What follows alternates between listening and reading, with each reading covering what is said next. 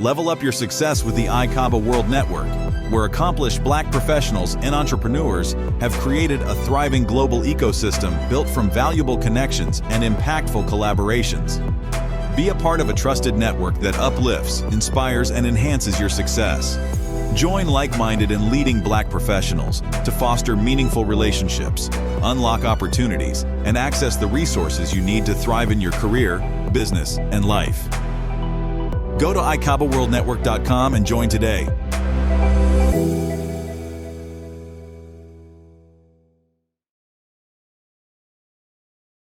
So our first speaker is Leroy Jones, the CEO of Airflow, and it's a management consulting firm which drives clients toward aggressive growth through unique programs tailored to a business's stage of life. Airflow is a cross-industry consultancy with particular emphasis on technology, product management, financial management, and sales strategies. In addition to coaching and targeted consulting, Airflow experts serve as fractional C-suite executives within its client organizations. Prior to founding Airflow, Lee founded and operated GSI Health, a software as a service platform, better known as SaaS, servicing the healthcare industry and population health management, interoperability, and digital health. Under his leadership, GSI Health has pioneered working models for effective collaboration and community-based care delivery and became an industry leader in population health management solutions. These industry achievements were mirrored by business achievements, such as being listed as one of America's fastest growing companies on the Inc. 5000 list for 3 consecutive years. In October 2019, after leading GSI Health for 16 years, Lee sold the company to MedDecision, a leading solution provider in care management and related technologies, providing a successful exit and return for all founders and investors. So he is a very well-educated man and has won a number of awards. And we're very happy to have him here today to share with us his thoughts about driving sales and optimizing revenue. And so, ladies and gentlemen, without any further ado, we are going to bring up Lee. And let me admit, there we go. And Lee, it is all yours. And we're looking forward to hearing what you have to say so we can start driving sales tomorrow. All right. Well, thanks very much. Thanks very much. It's hearing a little echo there. Yeah, I heard that. I'm not sure. Just keep talking. Let's see whether or not that goes away or. Okay. So, well, thanks, Hutch, for the introduction, and good evening, everyone. Hope that we all get something out of the talk today. So the topic ostensibly is increasing sales and optimizing revenue opportunities, and the particular, while that could involve a number of different activities, the particular things I'm going to focus in on today are around the sales and marketing process, and those being integrated in a way that helps us to deliberately grow. And so I'm going to try to be brisk in my delivery here so that we have some time for discussion and questions if there are any. So what I'm going to show you tonight is really some excerpts from a masterclass that we give on the topics of sales and marketing. And so it'll be a little bit of a survey, and therefore there are details that we won't have time to go through, but certainly, you know, if there are any specific questions that people have, we can dive deeper. So I want to talk first about what kind of growth mode you may be in. And there are 2 basic kinds: organic growth and directed growth. And by organic growth, I mean when your business is at a stage where most of your business is coming from referrals. You know, one customer you have sends other customers your way, and you get those referrals or word of mouth, and that's how you get a lot of business. Or you may have a geographic area, or you expand geographically and you rely upon foot traffic or the region and those kinds of things that are largely out of your control, but still are generating enough business and revenue for you. And many businesses go many, many years in this organic growth mode. Some lifestyle businesses, this is all that they ever do, and and it doesn't say anything about how much money can be made. It's just to be contrasted with what I'm calling directed growth. And directed growth is the idea that we want to grow deliberately. I'm not just trying to take what comes at me, but rather I want to engineer how much growth I'm going to have. I deliberately want to have a plan that I measure and hold myself accountable to, and try to move the needle in a specific way in order to grow to a size that I'm forecasting or desiring. So these two different kinds of growth are both legitimate kinds of growth. Yes, Jay. I'm sorry, Okay. was there a question? No, I'm muting somebody. Okay. And we're going to focus on this idea of directed growth tonight. So I'm going to show a diagram that I already know is a big, scary diagram. And so the details of it are not important at this point. You don't have to try to see, what everything is saying, and I'll sort of point out the things that are important, but I don't want anyone to be scared away.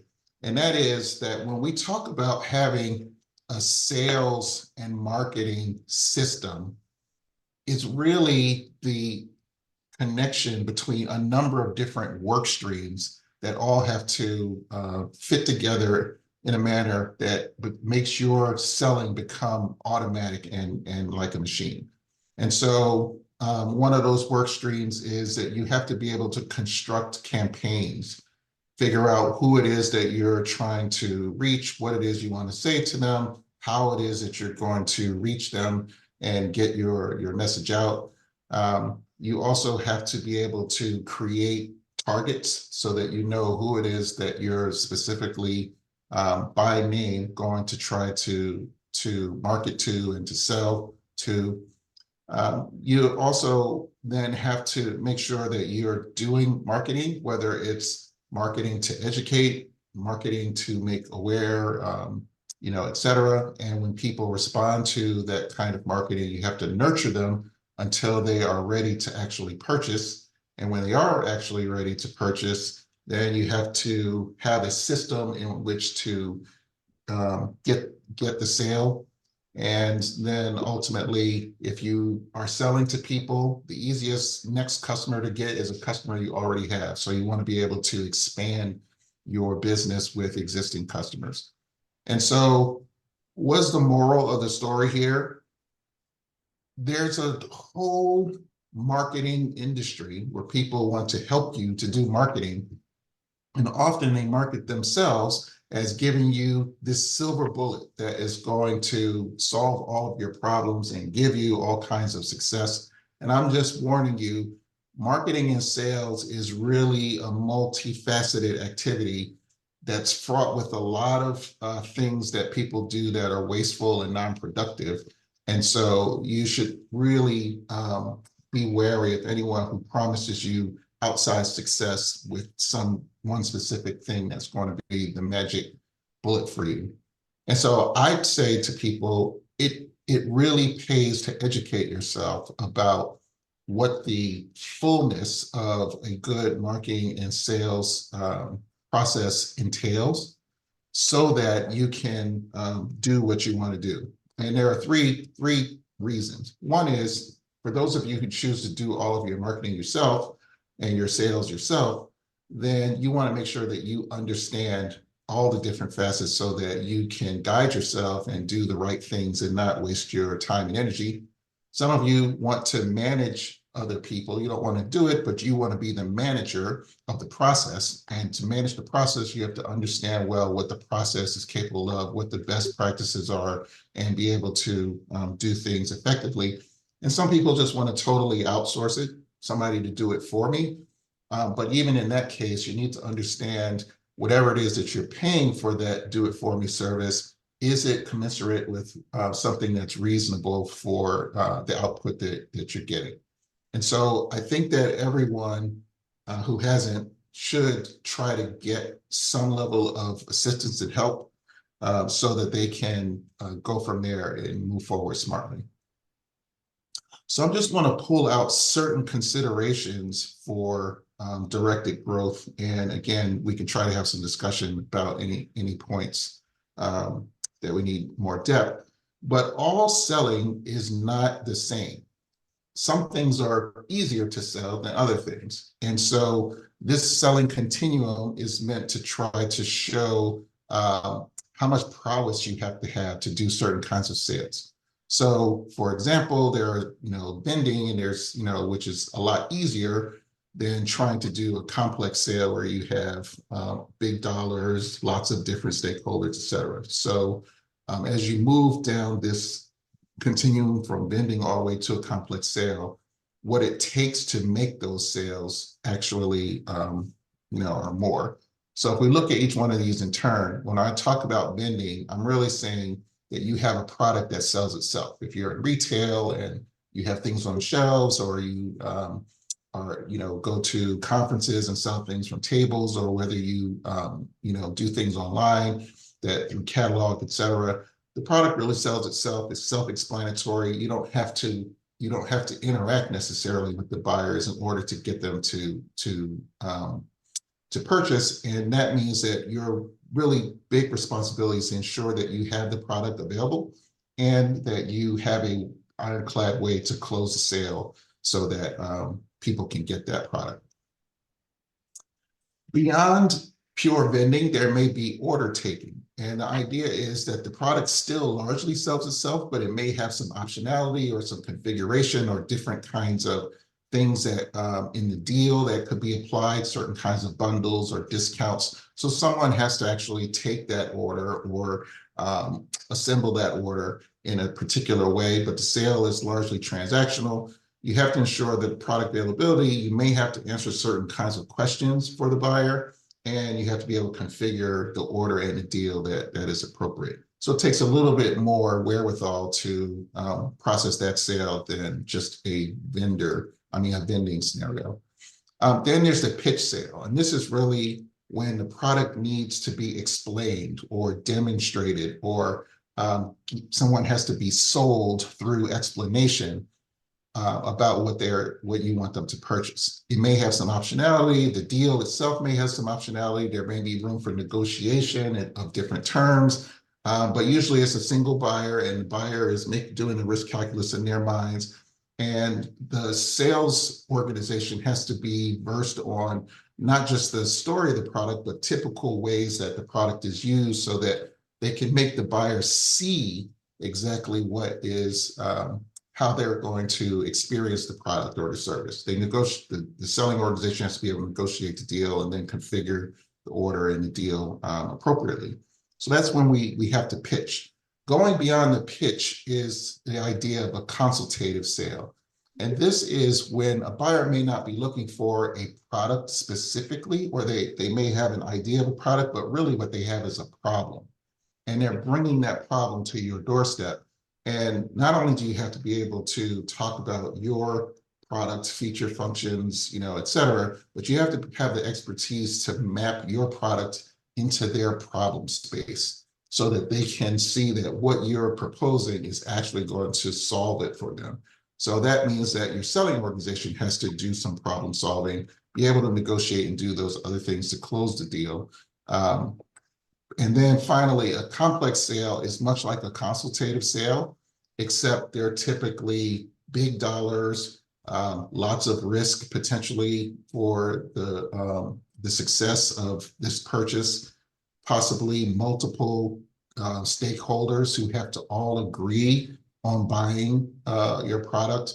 So I used to sell into hospital systems, and that was always a purchase by committee. And every department had some representative who had their own agenda, and you had to go and essentially sell them all on this single solution. So you have to not only be able to map your product into some nuanced use case, but it's often multiple use cases that serve multiple stakeholders that you have to be able to map into.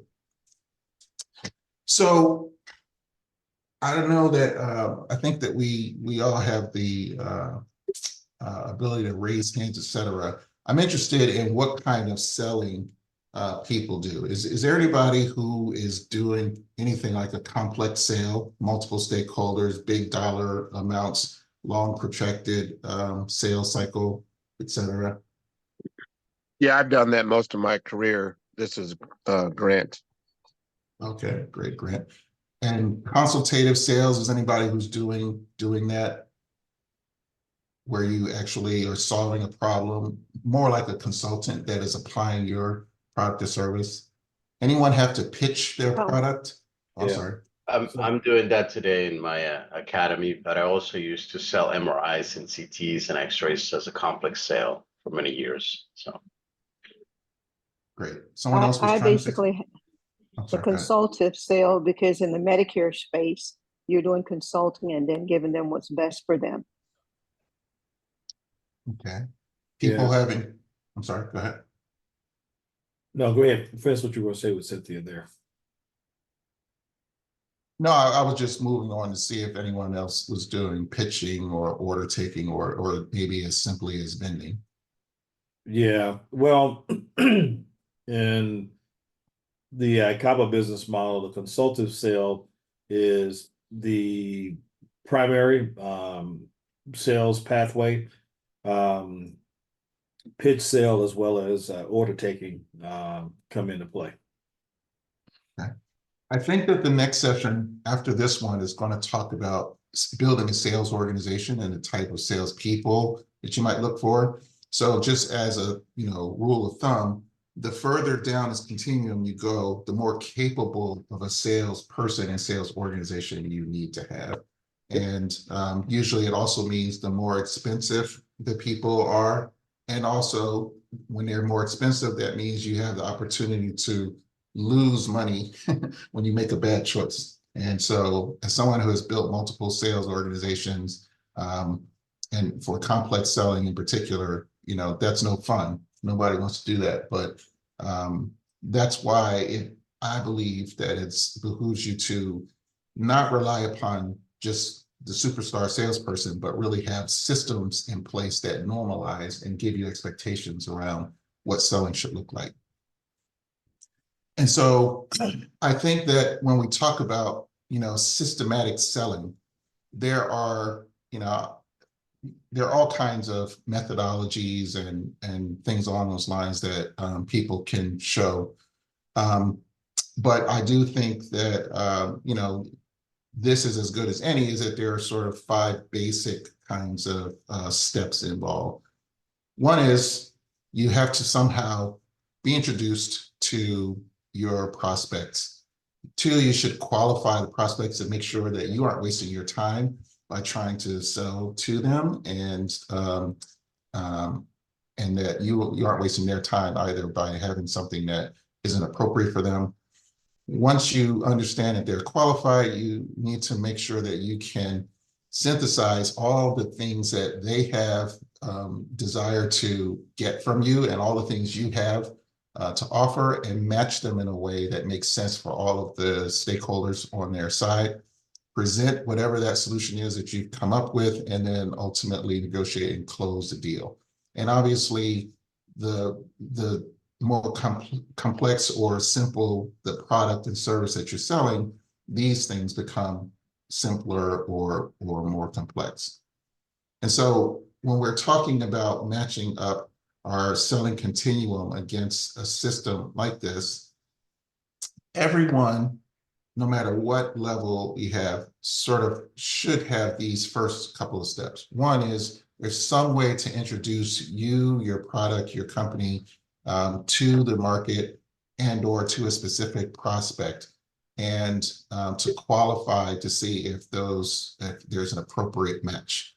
This may be as simple as your marketing efforts, that because you have a very simple order taking or vending kind of product, and that is introducing you to the marketplace, and them responding is that connection.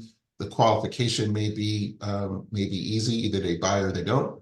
Or it may be that people are responding to your marketing. You have initial meetings. Lots of people have, hey, an initial consultation for 30 minutes where we can talk and I can sort of figure out what you're looking for and see how well it matches what I look for. Sometimes that process might be through RFPs, and you have to analyze requests for proposals. So you have to analyze what people are asking and your ability to fulfill it. But whatever level it is, these steps of getting in front of a prospect so that they understand who you are and qualifying them so that you know that the opportunity is a real opportunity is pretty universal. When it comes to vending and order taking, the key part of the process is having an ironclad way to close sales and to actually to reduce the friction in order to complete a sale. So that involves often a lot of automation, making sure that your processes don't that are consistent and repeatable. And you don't often have to then do presentation or synthesizing of solutions when you're selling at this level. However, when you move into a pitch sale, in addition to having the ability to close and remove friction for the sale to complete, there's this need to present, to explain, to put forward, to demonstrate whatever your solution is or your product or service is, so that it can be well understood by the prospect. And then when you're looking at, these more advanced, protracted kinds of sales, a consultative sale or complex sale, all of these different steps are important. And not only are they all important, but within each one of these steps, there are methods to sort of control the sales process, because the last thing that we want is to be at the whim of every prospect in their individual buying process. What we want to do is have a process of our own that we impose upon our prospects so that we can have predictable sales and we can have a predictable process. And then it means our pipelines and our forecasts will also be predictable, which means our revenue will be predictable, et cetera, et cetera. And so having a system for selling, which we're not going to delve into those details tonight just for lack of time, is important, and it will make your not just your selling more predictable, but also your revenue forecasting and the pace of your growth. And you should be able to understand, what does it take to implement my process? How much does it cost to implement my process? How long does my process take? What's my batting average with it, and how successful is it in the end? So to close a sale and have a sale is all great, but you have to have prospects in a pipeline in order to do that. And so that's where marketing really marries into the sales process.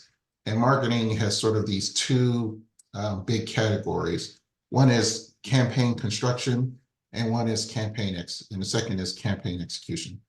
The idea here is not to dive into these diagrams so much, but the point that I want to come across here is there are multiple steps involved in making a marketing campaign. It's more than just coming up with a clever post. It's more than just coming up with a cool graphic. It's more than just having a video. It really involves, what is it that I'm trying to accomplish with a given campaign? Where a campaign could be going and buying space at a vendor fair. A campaign could be an email campaign. It could be a networking campaign. It could be at a conference. It could be an advertisement campaign. Whatever it is that you're doing to try to find and attract prospects into your sales, your systematic sales process is a campaign. And so you should design what the campaign is so that you understand what you want out of it. You should develop the audience that you're targeting the campaign toward. You should determine the campaign's channels. Which channels am I going to reach them? Is it through email? Is it through social media? Is it in person? through a conference, whatever it might be, you should distill the messaging that you want to send to that audience through those channels. Why is this step number 4 instead of step number 1, which is where a lot of people start with content marketing and that sort of thing? It's step number 4 because the channels that you pick have personalities. Having an ad campaign, for example, that runs in LinkedIn is different than doing something on TikTok. It's different than doing something on IG. It's different than going to a conference and having a table and a booth. So you want to be able to speak the language of the channel that you're using in crafting your message. And that's why it sort of comes later in the process after you determine what you're trying to do, who you're trying to reach, how you're going to reach them. And then you have to figure out, how is the campaign going to work? How frequently am I going to have to message? And what is the mechanism that people are going to respond to my calls to action? And what do I do in response? All of those details sort of go into constructing your campaign, and then you have to have a way to evaluate the campaign. Once you start executing it, you're going to find that campaigns often don't work as designed, don't give you the results that you want right away. And you have to tune them by asking different kinds of questions. You know, if somebody responds, are they the right people who have responded? Did I invite them the right way? Did I speak to them the right way, i.e. the message that I said to them? Did I reach them through the right channels and found the people in the right places that I thought? Did I even target the right people? Maybe there were some other people or the audiences that I should have been targeting instead. So this kind of continual evaluation while the campaign is running will help you to tune your campaign so it's most effective. So when we're talking about marketing, we really want to embark upon campaigns, as I was just describing what that meant, to reach specific audiences that we're targeting to try to get them to buy from us. We want to go through the specific channels that we think we're going to find those audiences. Then we want to deliver targeted messages to those audiences through those channels. And we want to deliver messages that are specific to a buyer's level of readiness to receive that message. And so I'll talk about that in a moment. And you want to have an existing sales funnel or process that allows you to close that sale once you attract people through your marketing efforts. And so all of these things are sort of trying to set a regimen for you that allows you to turn, you know, more chaotic things that could be involved in sales and marketing into a set of repeatable steps that you can then measure how well they're doing. And if they aren't doing what you want, you can change specific things and try it again. And in a systematic way, build up your sales process and organization so that it ultimately achieves what you want it to. So when we talk about buyer readiness, it's often represented by what's called a marketing funnel. And I know that, you know, some of these things are probably fairly familiar to folks, but I like to just try to make sure we're all talking about the same thing. So when I say buyer readiness, all people that you market to are not ready to buy right away. In fact, the recent statistic I heard is in any given market at any given time, only about 5% of that market is ready to purchase at any given moment. So if you think about, hey, this market has X number of people, X number of opportunities in it, only 5% of them are ready to purchase right now. And all the rest of them are in various stages ready for the purchase. So if these represent sort of the buyer readiness, the top of the funnel, it represents the least ready, and purchasing at the bottom of the funnel is the most ready. Awareness means being aware of you and your product, or maybe even aware that they have a problem that needs solving with what you're selling. So sometimes people don't realize that they need what you have. They may not think that they have a problem. You have to educate them about that. Once that they're aware, having an interest means that they understand that that you're out there, and they understand that there's a problem like that. But now further, they understand that they may one day have this problem. They don't have it yet. They don't need to buy anything yet, but they realize that it applies to them. And therefore they now can sort of keep a list of people who might be able to solve it for them one day whenever they need it. When you talk about consideration, they may be shopping around at this point to understand what their options are in the marketplace. And then when they intent, that means that they are really intending on buying something. This is when the sales process is serious. And why do this is an important step, because especially in more protracted sales cycles where there's a complex sale, a consultative sale, a lot of time can be wasted treating people who are in awareness stage or interest stage or consideration stage like they're in the intent stage. In other words, you're trying to sell, spending a lot of energy to someone who's not really ready to buy. And that's why the qualification process is so important, because you want to make sure that people are actually ready to buy. So when they have the intent, they're actually trying to buy something. And then there is the evaluation phase where, hey, they not only are intending to buy something, but they're really considering buying something from you. You're giving them a proposal, you're giving them whatever it is, and then they buy or they don't buy. So these different steps are what I'm calling buyer readiness. And depending on how ready a buyer is, you would tailor your messaging when you're doing your marketing differently. What you say to someone who's in an awareness stage is different than what you say to someone who's in an intent stage, for example. So your messaging is impacted by how ready the buyer is.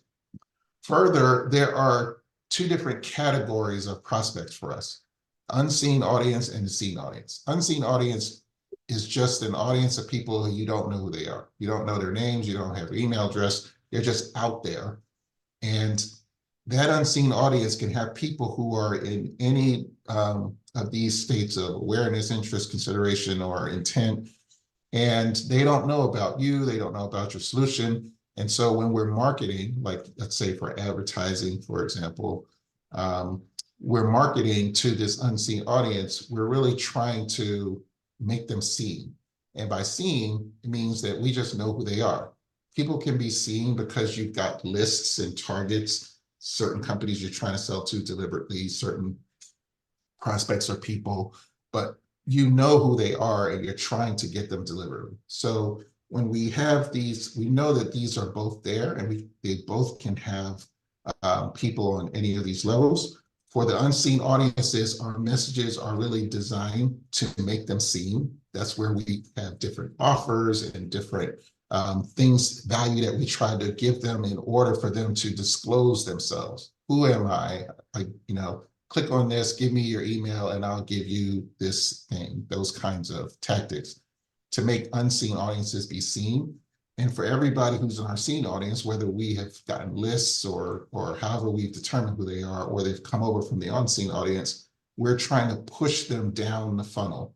So whatever stage they're at, we're just trying to get them to the next stage, and to the next stage, and to the next stage, until they pop out at the bottom of the funnel. And this is really what we're trying to do at a macro level with all of our marketing: convert unseen audiences to seen, and for seen audiences, push them down the funnel until they get to a purchase, which means making messages that are appropriate for each level. So I want to just take a moment, because lots of people do things in social media these days, posting and sponsoring webinars and lives and other things like that. So just wanted to hear from the group, are people using social media? And if so, what are some of the ways and the things that you're doing in social media? Well, I'll jump in. So we do a number of different things. We definitely promote all of the events like today's event on social media.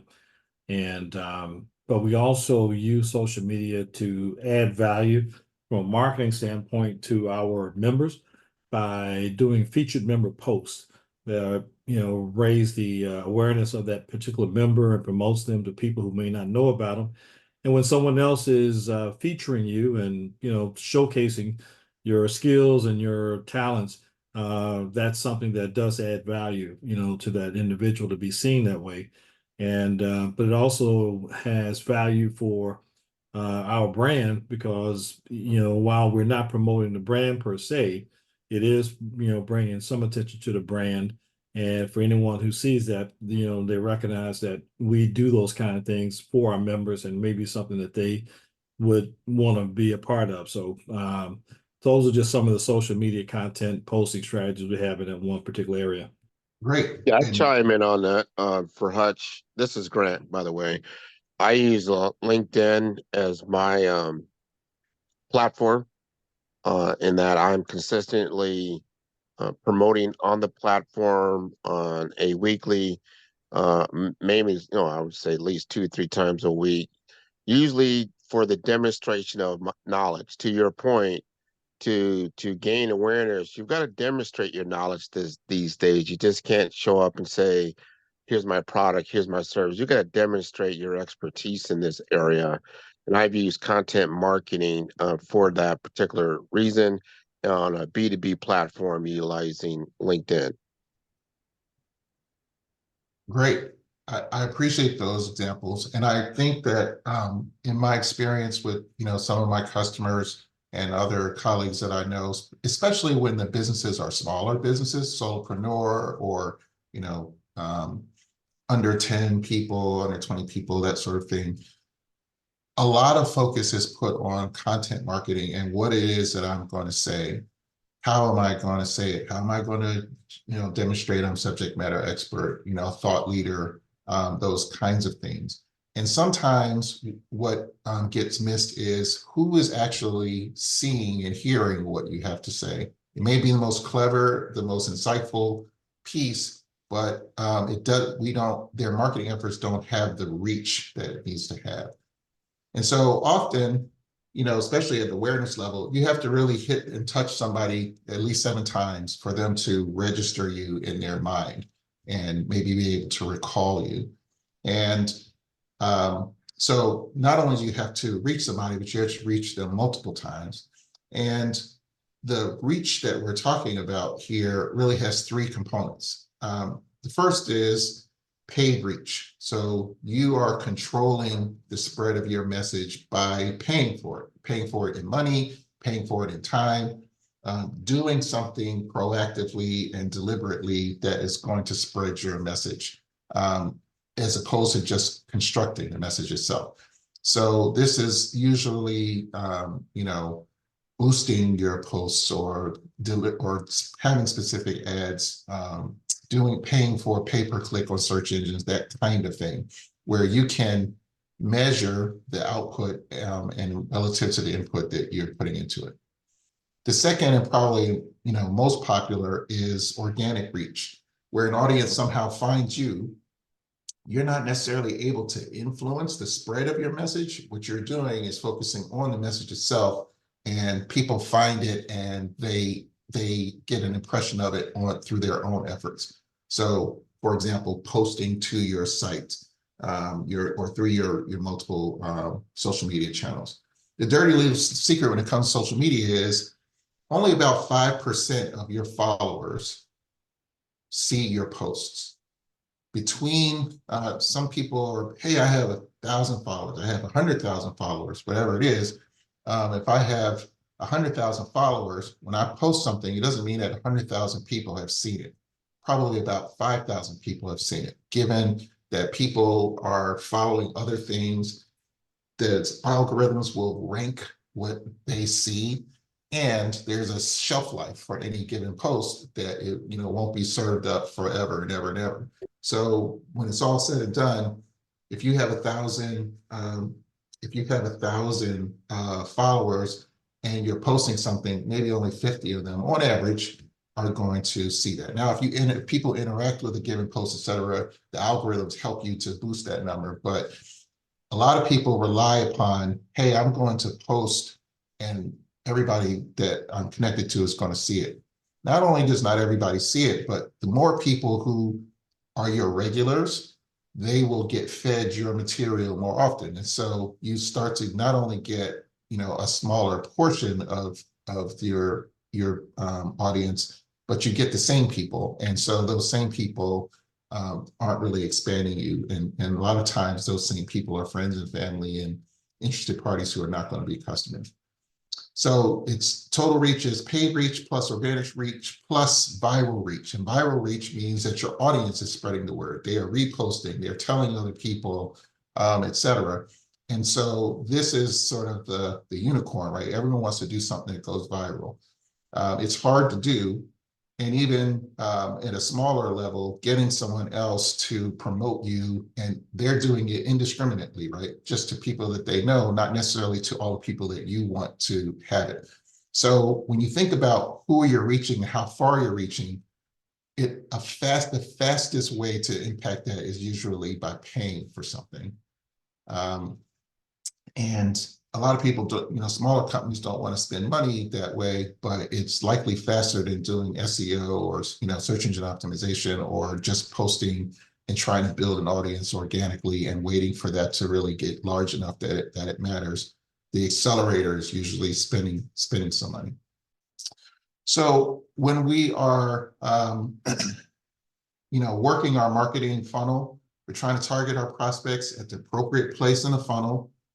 Set our campaigns. We may have an awareness campaign. We may have a closer to the dollar consideration campaign, or we're just trying to find people who are ready to buy now. We're having, an intent campaign. Want to deliver a message according to their engagement interests. We always want to try to push people that in our seen audience down the funnel whenever we can. And we always want to have a way for anybody at any level to be able to short circuit a purchase and go right to buy. And so when you have landing pages and calls to action and that sort of thing, you always want to construct them in a way that allows people to say, hey, you know what? I really am ready to buy, and just, directly go to that step. So I'm going to give you this, what we call APOG, Ache, Pain, Offer, and Gain. And it's really 3 different things. One, it's a mantra for you to think about how you're approaching your prospects. It's also a way to construct messages, and it's also a manifestation of how you might have your machine, the way that you manage your funnel orchestrated. So the mantra here is pinch their ache, kiss their pain, show that your offering will help them gain. And so the ache here is the fundamental problem that you're solving with your product. What is it that is driving someone to plunk down some money on what you have? That is not your features and functions. It is what is it that is their reason for seeking out a product like yours. When I say pain here, these are all the reasons why they haven't relieved that ache. They may think that it's too expensive. They may think it takes too much time. They may not think that the solution is really out there, or it's more trouble than it's worth. Whatever their reasons, their objections to sales is sort of a term that people have used in the past, is what I'm calling pain. So ache is what the problem is. Pains are the things that stop them from solving that problem. Your offering is the features and functions and aspects of what you sell that address their ache. And the gain is the benefits that they're going to get, not just through solving the ache, but maybe over and above. Because they go with you in particular, they get these extra benefits. So we want to, when we are messaging, we want to say things that pinch their ache, make it painful, remind them that they have this problem. Aren't you tired of losing sleep at night? Aren't you, don't you need this particular thing because you're stressed out, or you're, whatever those pain words are in your messaging, you want to bring those out so that they are reminded that they have this ache and they shouldn't ignore it. And then you want to be able to list and speak to the things that they think are problems, and it's really going to be a lot easier than you think to solve this ache.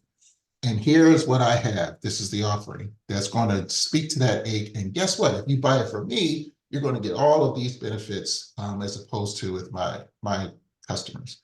So the APOG is really a way for us to think about what we should be doing, but also what aspects we should speak to when we're constructing content that is going to be before your prospects in your marketing. And I'll just do, one tip when it comes to the ache, the driving reason for people to purchase. There are different kinds of products that people sell, some that really address a problem, some that are really bringing a pleasure, some are just useful. And there's, when you're selling things that hurt, and they hurt right now, are easier to get people to buy versus things that will hurt in the future or don't hurt. I'm just trying to get pleasure, get luxury, etc.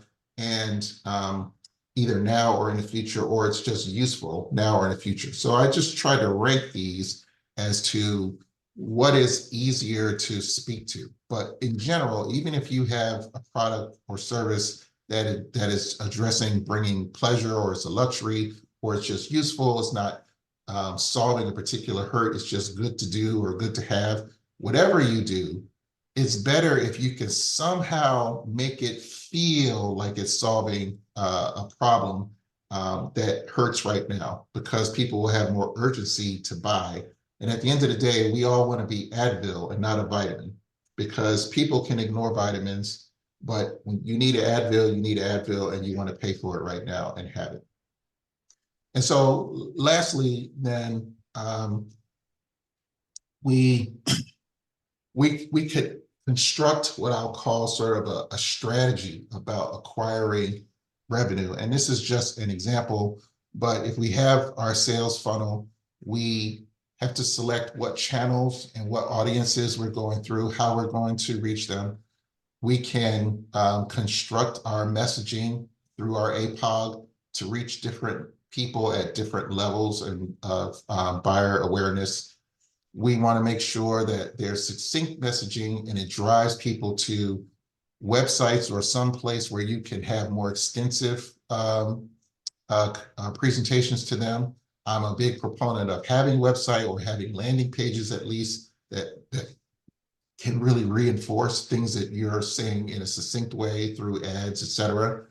When you're closer to the top of the funnel, you want to try to emphasize those aches, call out those problems, identify with them. You want to speak not so much about you, but speak about them and why they should even think about your name, because they have this problem, because they have this need. It has to be satisfied.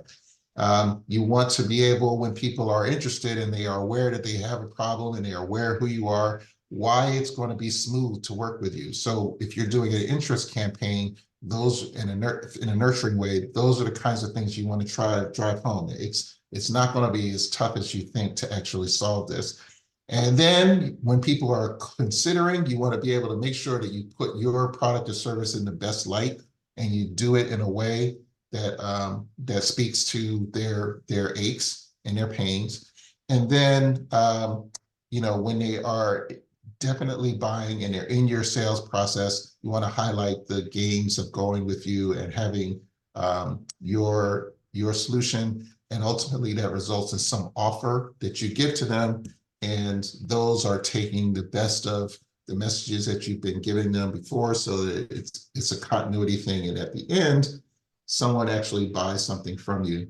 And then the important thing to know is, how much did it cost for you to get that sale? So if you divide all of your marketing and sales costs by the number of sales that you get in an evaluation period, that gives you this, cost per acquisition. And that'll tell you how much it takes to actually sell something. And when you have that number, you can understand if it's too much or too little, given what you're charging for it. So I'm going to just stop there, because I see we're sort of at the top of the hour, but I will pause to see if there were any questions. I know there was a lot of material, but the main idea here is, don't fall for just simple one-stop solutions to a complex problem like having deliberate marketing and sales, because it really you can waste a lot of energy and money doing things that aren't complete enough to get you where you want to go. So I'll stop with that, and Hutch, you can tell us what you want to do now, whether it's just stop or continue or what? Well, I think that we definitely want to take some questions here. And I'd like to chime in, someone who has been in some shape of in sales in some shape or form, whether it's been in media, in retail, in my various business enterprises, with the TV station, that I launched and managed for a while, and radio as general sales manager, retail owning stores. There is a process to sales, and there's no doubt that Lee has really laid out very well for particularly a lot of you who may not have had sales background and experience. The value of the journey that he just outlined for you, and the thoughts and the considerations, and in terms of looking at the various different strategies and tactics, were really just invaluable. So really appreciate that. It was a great presentation there, Lee. And hopefully maybe there's some questions here some folks have. So why don't we take if it's screen down for a minute, we can put it back up if people still need to get your contact information. And while we're in the Q&A period, guys, I'm going to launch a short poll to give us some feedback on today's session with Lee.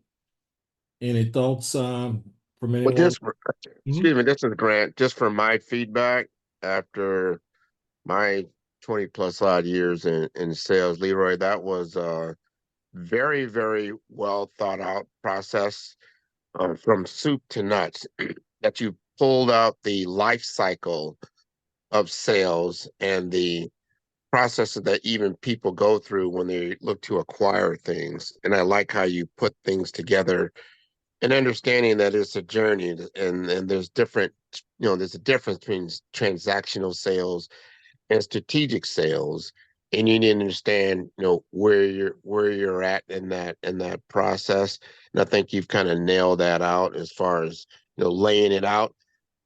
And just like in anything else, just like in sports, you can go into an arena with a very thought out plan, but until you engage in to your point, or even earlier saying, like, you got to rethink your plan and and do things in different orders to get things done to get to that ultimate goal of scoring, right, and getting the sale. That's just part of it, but you still have to have a process to start with, and I like that. Yeah, what was it, Mike Tyson? Everybody has a plan until they get punched in the mouth.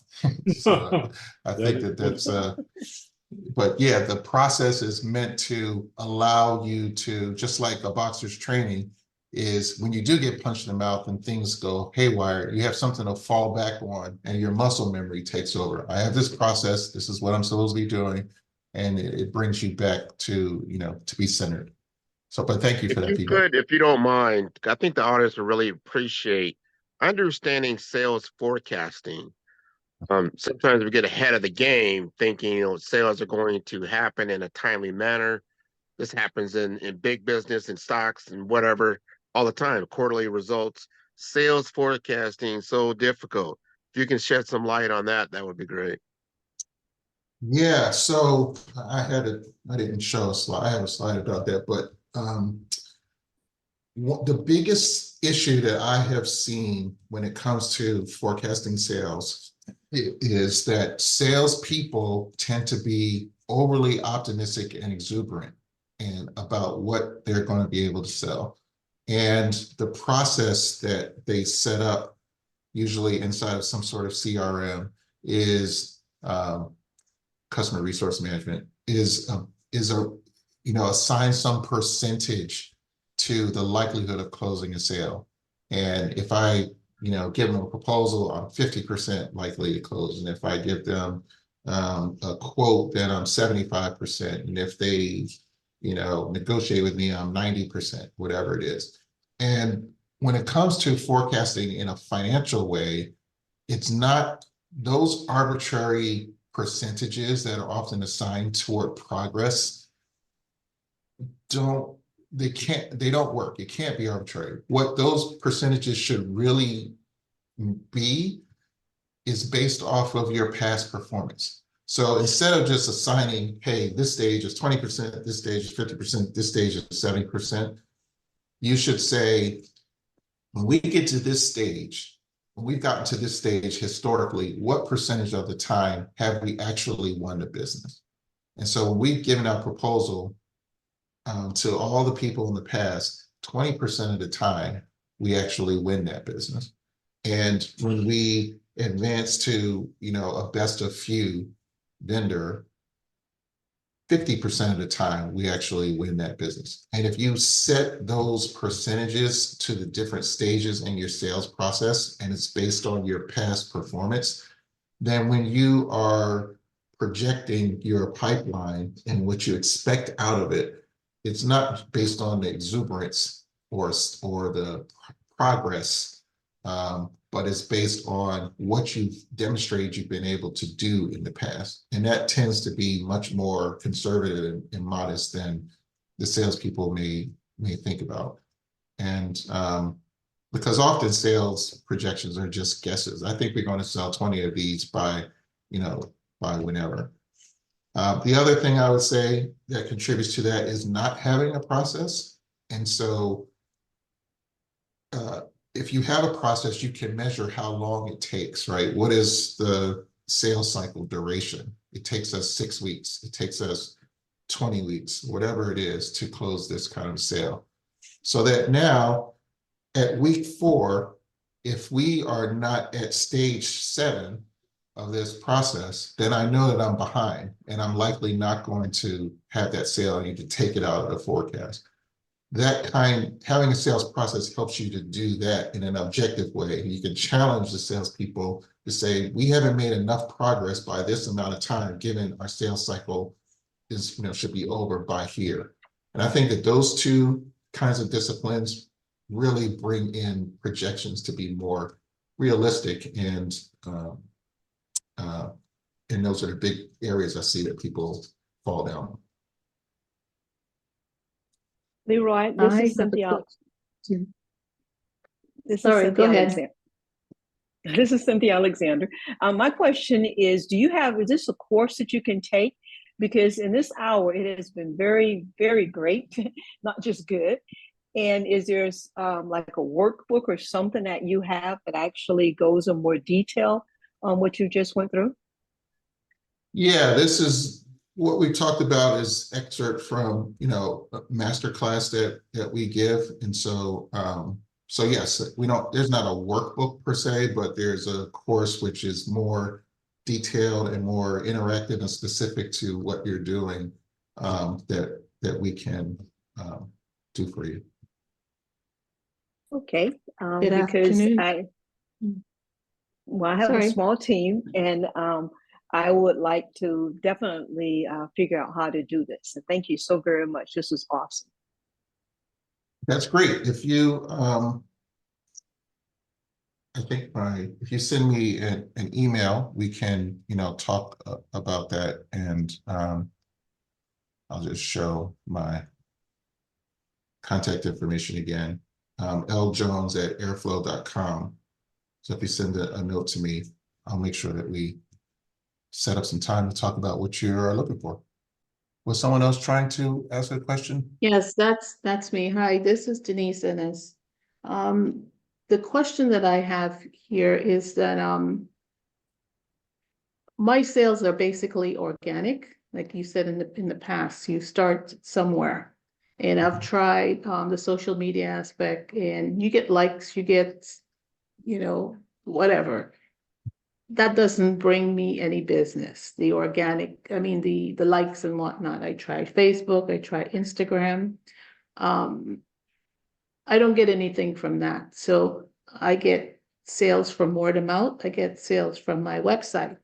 As far as closing the sales when I get it, if my salesperson gets that opportunity to speak to someone, if she is speaking to someone and they're coming from my website, the thing is they're interested in buying that product. It's just a matter of addressing how painful they're feeling, how hard they're feeling the pain, according to what you're saying. So she's good at explaining, you're feeling this pain, we can alleviate this pain. the question that I have is that, so organic sales are great. I'm doing well with that. What else can I do to improve sales? What else can I do to get more sales? Yeah, I think that the first step is what it seems like you're already doing is deciding that you want to be deliberate about that, as opposed to, hey, I get what I get, right? So once you've decided that, now the question becomes, okay, how much do I want to grow? How much more sales do I want to get, say, in the next 12 months or whatever the case may be? And that presumes that you understand how much you've already sold, and there's a way for you to sort of benchmark that and say how much more you want. Once you say how much more you want or what your target is, then the question becomes, what is it that has to be done in order to get those sales? If I have, a simple example would be, I have one salesperson and they've been able to generate 10 sales over the last year.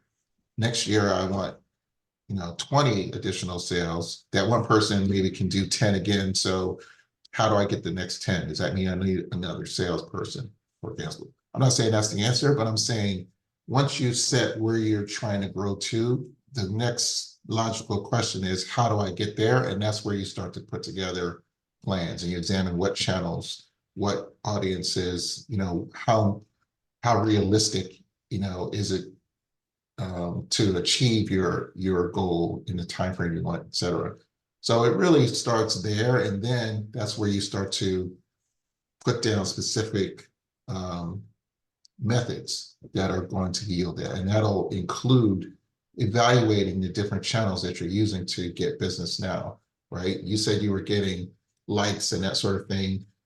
Those are kind of vanity metrics, right? They don't, more specific metrics around things that correspond to your sales process are more useful than people liked what I said, or I got this many impressions.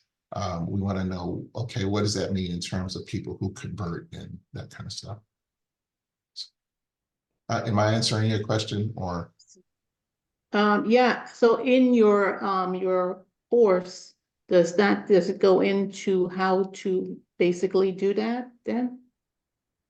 Yeah, like if we were going to do this for your company specifically, then we would be doing it in the context of your products and services and selling. And we would come out of it with, a playbook on things that you should be doing and things you should be measuring in order to get to the goals that you want.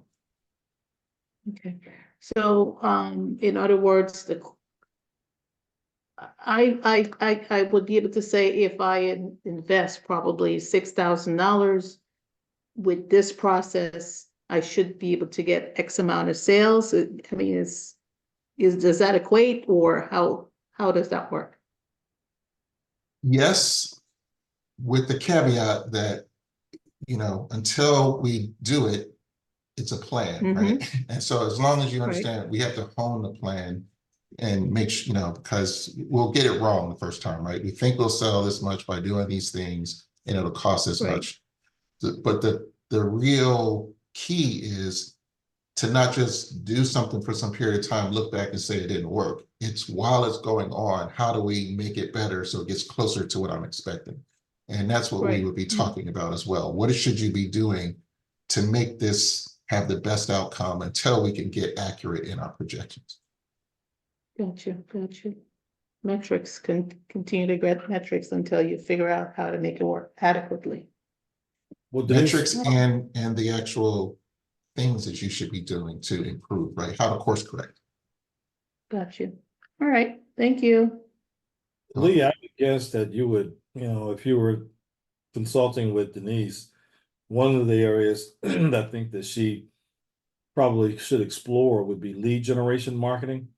I think that the nature of her business with the dinner cruises and party cruises and everything on her two boats, that's one of those spaces where a social media campaign to generate awareness that drives traffic to your site definitely is something that sounds like you're probably already doing to a certain extent, Denise. I don't know how aggressive your social media is and so on and so forth, but I think there'd be some really good opportunity for you to really have a very robust and sophisticated lead generation campaign. We've got just a couple of minutes here. Anybody else have a question or comment? Okay. Well, Lee, want to say thank you again. I'm going to ask Lee to do one last thing before we let him go.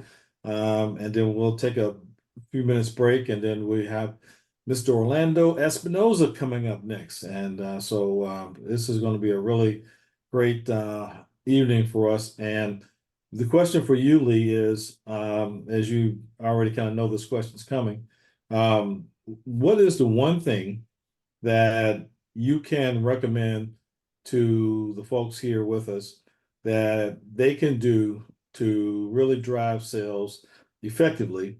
And that if they do that consistently, that they will see an improvement in their sales, and it will help to make the sales process itself just a little bit easier to be successful. So one thing I would tell people to stop doing is being random about their sales and marketing. Just throwing spaghetti at the wall and things not working and you abandon them, and become more systematic to say, I'm going to try this and I expect that. And if it doesn't meet that, I'm going to change it in this specific way.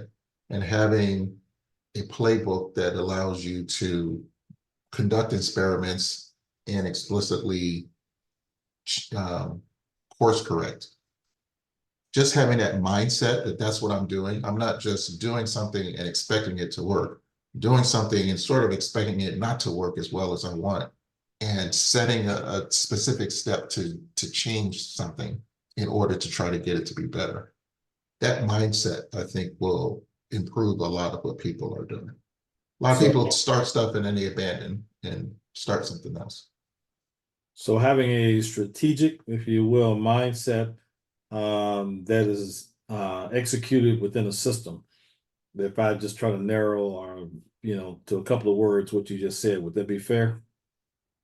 It's very fair. I will never correct you, Hutch, because you're the master there. Okay, Lee. Thank you, sir. But yeah, I will tell you, one of the things that surprised me that I learned about sales as a manager was how important organization was. And we had a sales rep one time in radio, and she was a very attractive, had a lot of personality, and could be a bit risque, and everybody just assumed that she was trading on those factors in her personality to drive sales. And she did to a point. But what I learned about her that most people did not know was she was highly organized and very systemic in her approach. And I don't think she wanted people to know that. And I think she kind of let them think that she was just a little pretty face that was out there just trying to get sales based on her looks. But I tell you, she was extremely organized. And it was something that I found to be quite interesting as I kind of studied her and how she was doing. And as I went through my years of sales, being organized and being strategic, being systemic. So as you just heard from Lee, having a strategic mindset and having a system, do that and the sales will follow, and it will make that sales process that much easier. It is 7:20 p.m. We're going to take a 10-minute break. We'll come back at 7:30 p.m. with Mr. Orlando Espinoza. And we're gonna knock it out of the park. And when you get off of here today, if I check back with you 6 months later and your sales are booming, then I'll be looking for you to take me out to dinner or something. How about that? Yeah. All right. So thanks everybody. I appreciate your time and attention. Look forward to talking to some of you going forward. Absolutely. Any other last words you want, Lee, before we jump off to take the break? Nope, this was great. Thank you for the opportunity. All right. Thank you, guys. See you at 7:30.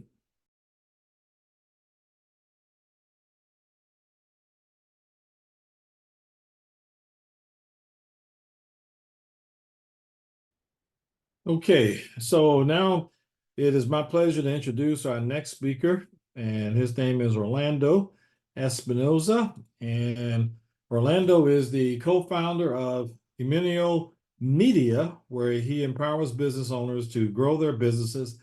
His most notable recent endeavor is as the SBA's Miami Emerging Leaders Instructor 2016 to 2022, which led him to becoming a top instructor with Enterprise, an organization whose streetwise MBA curriculum is used for emerging leaders. As an instructor and business advisor to the Miami Bayside Foundation, U.S. Southern Command, Homestead Air Force Base, Opportunity Connect, Jim Moran Institute, and Goldman Sachs 10,000 Small Businesses, Espinoza has presented programs on numerous topics, and they've included business growth that helps people to do exactly what we're here to do today, and it is Jumpstart our business growth. He, in his current role as the co-founder of Eminio Media, Espinoza helps design, develop, and implement business and outreach curriculum for government agencies, municipalities, and organizations to market their brand by educating and training businesses. He is very focused on his goal to help businesses find the hidden gems their companies possess by evaluating their overall business structure and providing marketing consulting to companies like Ultra Rios International Foods, Formula Boats, and Espinosa Cigars. He graduated from Lee University with a bachelor's degree in communication and from Nova with a master in education. He also has a marketing strategy certificate from Cornell University. He is a Six Sigma, white, green, yellow, and black belt certified, and is the recipient of the U.S. Small Business Administration South Florida District and State of Florida Small Business Advocate of the Year 2016, 18, and 23. So, ladies and gentlemen, if you were wondering whether or not the gentleman you were about to hear from has any, if you will, experience in the space of small businesses, helping us to grow our businesses and succeed and lead, let there be no doubt that Orlando Espinoza is that guy. And so, Orlando, it is all yours, and the spotlight is on you, sir. And looking forward to hearing everything that you have to say. Thank you very much, Hutch, and welcome everyone. I know you got some really great content information, but before we get started, I want to go ahead and give everybody an opportunity. I know that some of you stepped out for a second, but I want to give everybody an opportunity to let me know what they do. If you want to unmute yourself and keep it very simple. You know what? Your name, business name, and one word to describe your business. And if you want to put it in the chat, I would greatly appreciate it. One of the things that I love to do is that I like to keep it interactive, because I see the importance of making sure that other businesses, you know, would have a chance to speak. So with that being said, I'm going to come in and look at you. Some of you are probably eating, probably want to get a break. Denise, I see you there. So Denise, are you here locally or you're home? No, I'm home. All right. I am home. All right. Yeah. So your name, business name, and one word to describe your business. All right. Denise Innes, Denise V. Innes, LLC, DBA South Beach Lady. One word to describe my business, totally service. Okay. Ricardo. Ricardo Molina from RM Leadership Academy. One word to describe my business. How about two words? Servant All right, leadership. perfect. Go ahead. Servant leadership. Okay, perfect. And then Corey Witherspoon, W Glove Company. Sorry. I need new glasses. We sell medical and industrial gloves. All right. Who else wants to share? Wendy, are you available? All right, Devin, help foreign doctors communicate effectively with their patients, colleagues, and business associates. Thank you. Okay. Who else would like to share? Grant, Angelina, Cynthia, Wendy. And if you want to put it in the chat, go ahead, Grant. I'm Grant McGaw, CEO of 5-Star BDM, personal branding, business development, world-class podcaster. All right, excellent. Wendy, I saw you unmute, or at least your light come on. Yes. Hi, everyone. My name is Wendy Smith. My company is the Summits Group. I don't have a one word, or maybe I could say multifaceted, because we offer multiple products and services. All right, perfect, perfect. So anybody else, if you want to share, Cynthia, Angelina, There's Wendy. I see you, Wendy. Cynthia Alexander. I'm the owner of Center Notary and Center Group. My one word would be all things insurance. That's All right, two perfect. words. Thank Three you. words. All things insured. Okay, so all right, we missing anybody? Angelina, if you're there, if you want to share, and if you want to share, anyone else? Yeah, you got Sherry down there as well. But And there's Sherry. Sherry, I see you, Sherry. And if you want to put in the chat, we'll go ahead and we'll have time. I normally love to pause the presentation. And the reason why I asked, all right, so Orlando Espinosa, M&L Media, my one word is simplification. I think that business owners tend to overthink and overcomplicate things. And I am all about simplifying. Life is not that complicated. It really isn't. And I think that as business owners, the goal is making sure that we understand what it is that we want to do moving forward and how we want to scale and grow. And I will tell you why I asked for that one word. Okay, so we'll go ahead and let me know if you can see my screen. You can see my screen? yes. All right, perfect. All right, so we're going to talk about sales today and how to drive sales and revenue to your business. So how many of you need more money when it comes to your sales? You can use the reactions, emojis. You can do all of that stuff. I love that. Yes, Cynthia.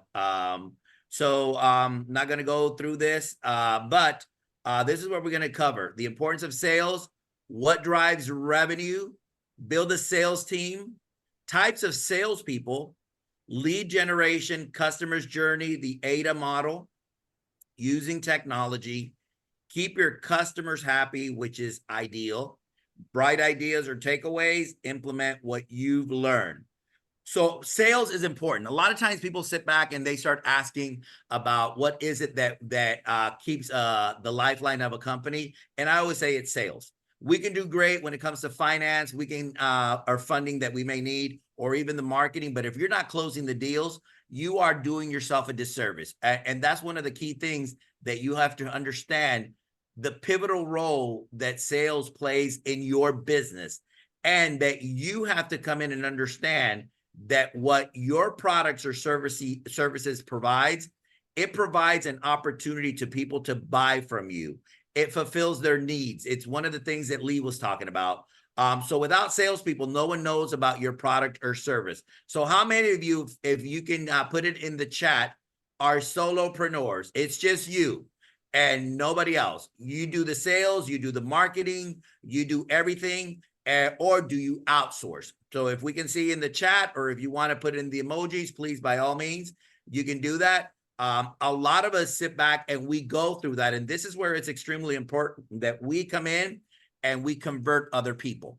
How do we convert other people? We don't really need, to hire salespeople to come in and sell for us. Sometimes it's coming in and converting our customers that believe in the products and services that we have. And they are the ones that actually become our spokesperson. They become our ambassadors. They become our disciples. And that's one of the key things that you have to understand when it comes to sales. And once you understand that, it's about making sure that you know the importance of sales, and then you become more intentional when it comes to your sales process. So what drives revenue? And when you sit back and think about it, how many of you, and put it in the chat, how many of you have a product? How many of you have a product and that's what you sell? Or how many of you have services? So if you have a product, it's going to be an easier sell to come in and sell something that's tangible as opposed to a service. Because when it comes to a service, we have to sell ourselves. We have to be so good at what we do and what we're telling people that they believe in who we are and what we offer. And that's where the relationship comes in. That's where the conversion comes in, where people start looking at us in a different way. So when you look at product-based selling, highlights, features in store or online, you talk about what that product is, what it entails, what the features are to make it easier and better for you. And then you also have the service base, which that actually, it highlights personalized service to meet a customer's needs. And this is where you have to build trust, and it has to be a customizable relationship. So a lot of us need to be more focused when we are networking, when we're talking, that we're building more relationships with people. Why did I have you come in and do just the simpleness of your name, your business name, and one word to describe? Because a lot of us, when we go out and we start networking, all we do are in sell mode. We're selling, and we're not building relationships. We're not talking to people. We're not asking questions. We're not coming in and building rapport to try and figure out how do we create a relationship that actually is sustainable, because people like to do business with people that they like, people that they trust. And it's extremely important that you understand that. So whether you are in a product base or service base, you have to understand that sometimes we're not using the best feature that we have, and that's the aspect of building the relationships that we have. So this is where all of this, I have a couple of brainstorming sections here, and this is going to be your automatic homework. Identify your products and services. Why? Because a lot of us are all over the place. A lot of us, we are not very specific when it comes to what we do. We may do 10, 15, 20 things, and sometimes we confuse customers. We have to be very intentional with the words that come out of our mouth, especially when we are networking and when we are trying to close a deal. If we come in and we say, I'm a realtor, but I also do taxes. But wait a second, not only do I also do taxes, I can fix your credit. But not only can I fix your credit, I can also sell you insurance. But not only sell you insurance, I can do XYZ. So it gets to a point that sometimes we may start confusing people when we haven't fine-tuned our pitch when it comes to talking to people. So this is where you have to be very intentional and identify what is it that you sell. Is it a product? What is that product? And if it's a service, what's that service? I sit back and what do I sell? Education. Why do I sell that? Because that's what I do. I can come in and do other things, but if you notice, look at companies like McDonald's, look at companies like Coca-Cola. What do they sell? They're selling an emotion. They are selling an emotion when Coca-Cola comes in. Now, when Coca-Cola starts talking about their mission and their vision and their values, they don't talk about saying, we want to sell more Coca-Cola. We want to sell more of our products. They always talk about the emotion attached to the product that they have. So keep in mind that as business owners, when you start identifying what it is that you do, life is going to be so much easier, because all of this is going to assist and help you specifically when it comes to marketing what you do. So when you build a sales team, okay, 3 things you need to look for. Sales representatives may have their own unique style or approach. So if they have their own unique style or approach, you also have to understand what your style and approach is. Traits may develop over years of experience or may be formally learned in sales workshops. There are some people that are superstars. There are some people right off the bat that they are amazing. But one of the key things that you have to understand is that top talent will cost you money.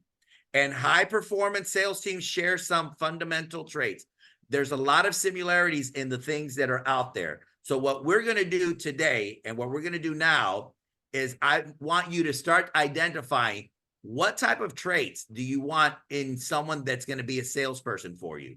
So when we go through this, and if you put it in the chat or if you want to unmute yourself and tell me, do you want someone that's confident? And if you want someone that's confident, are you confident when it comes to your products or your services? Are you organized?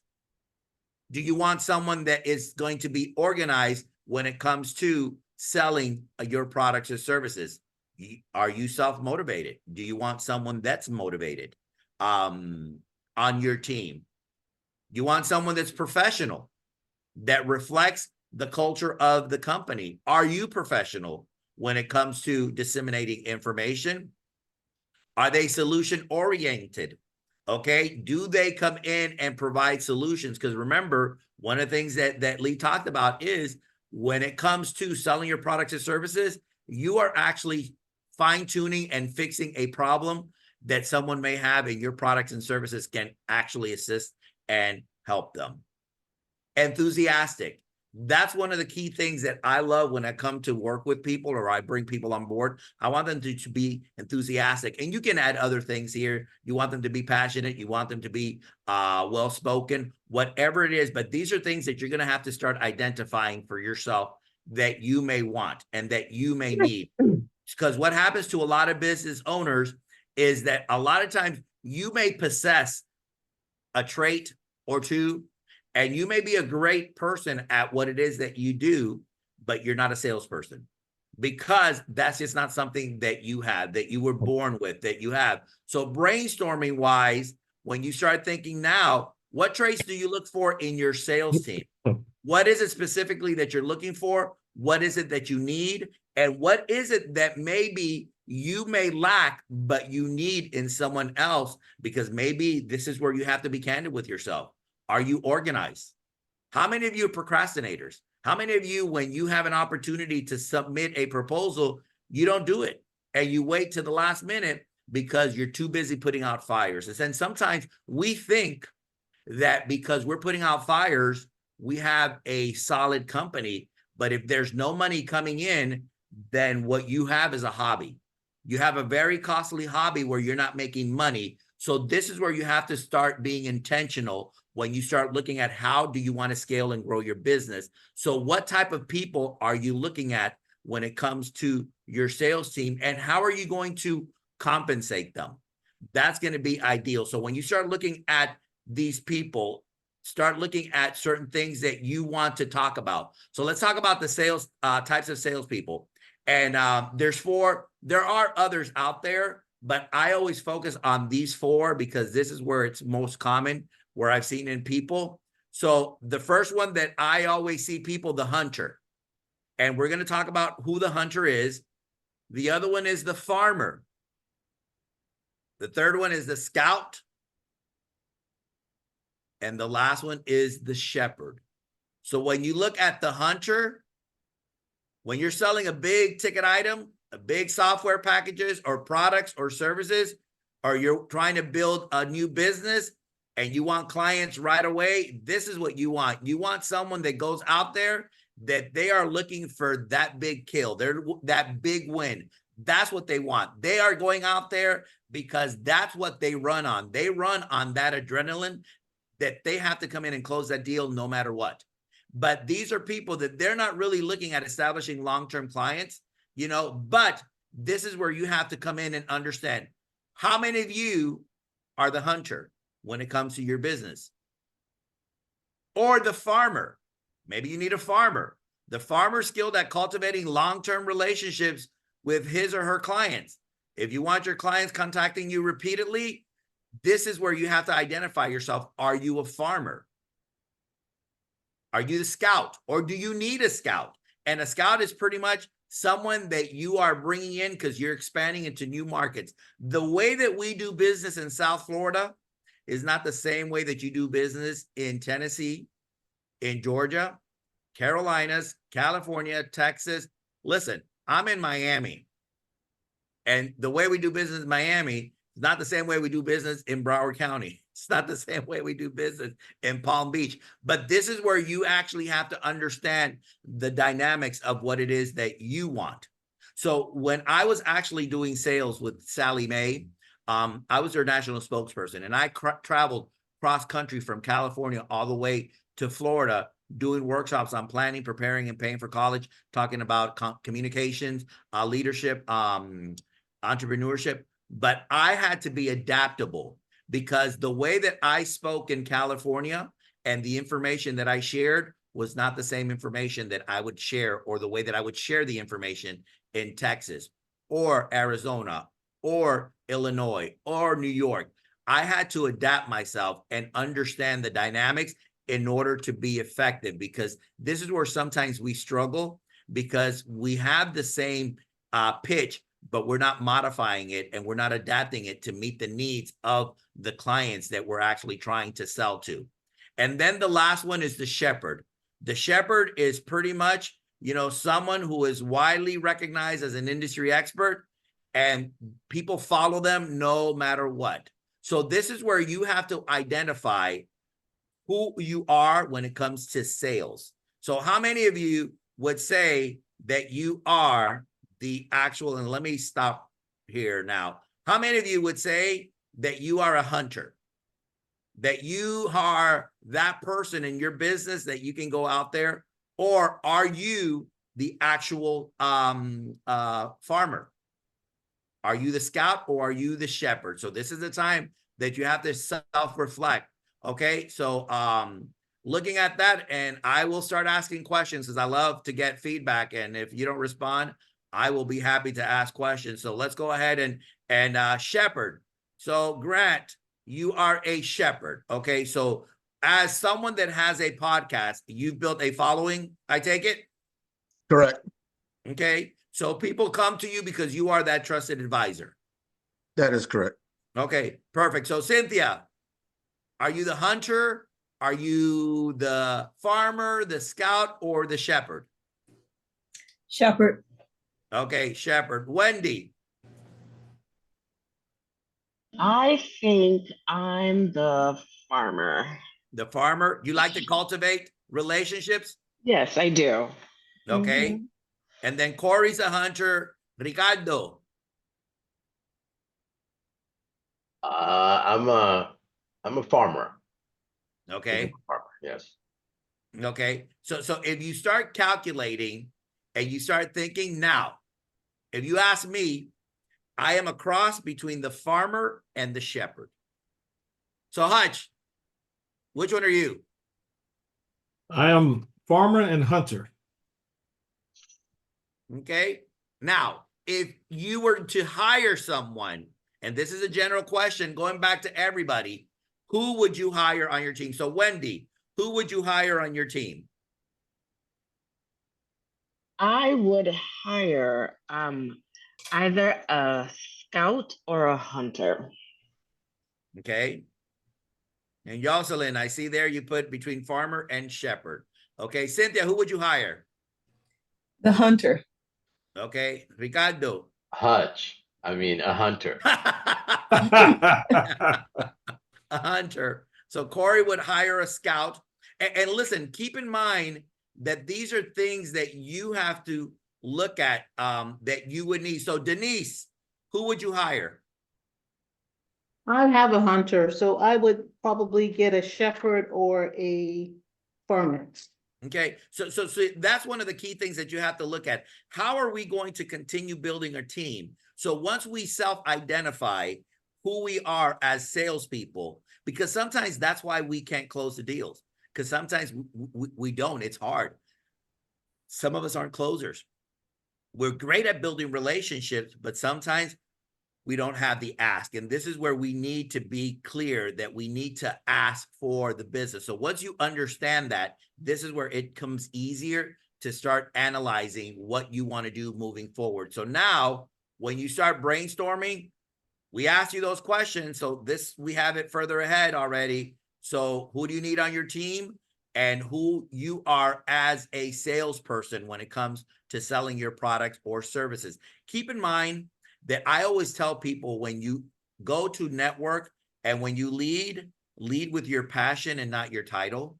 Lead with who you are as a person and as an individual, because oftentimes what we do is that we come in and we spend so much time talking and selling. And when we start selling and selling and selling, there comes a point that we've already given so much information and our sales turns into more of a aspect of, we start cheapening the brand. Okay.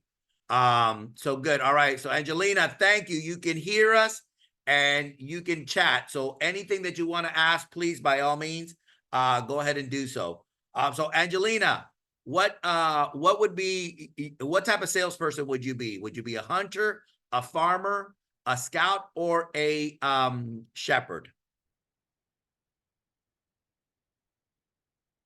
And I'll keep talking while you respond. So if you start looking at this, okay, as individuals, this is where, a hunter and a farmer, good. So if you start calculating, this is where you, as a business owner, you need to start looking at building a system from the moment that you make that first connection with someone. whether it's a landing page, whether it's they're coming to your website, whatever it is that they do where you're building this level of awareness, what are the actual systems that you have in place?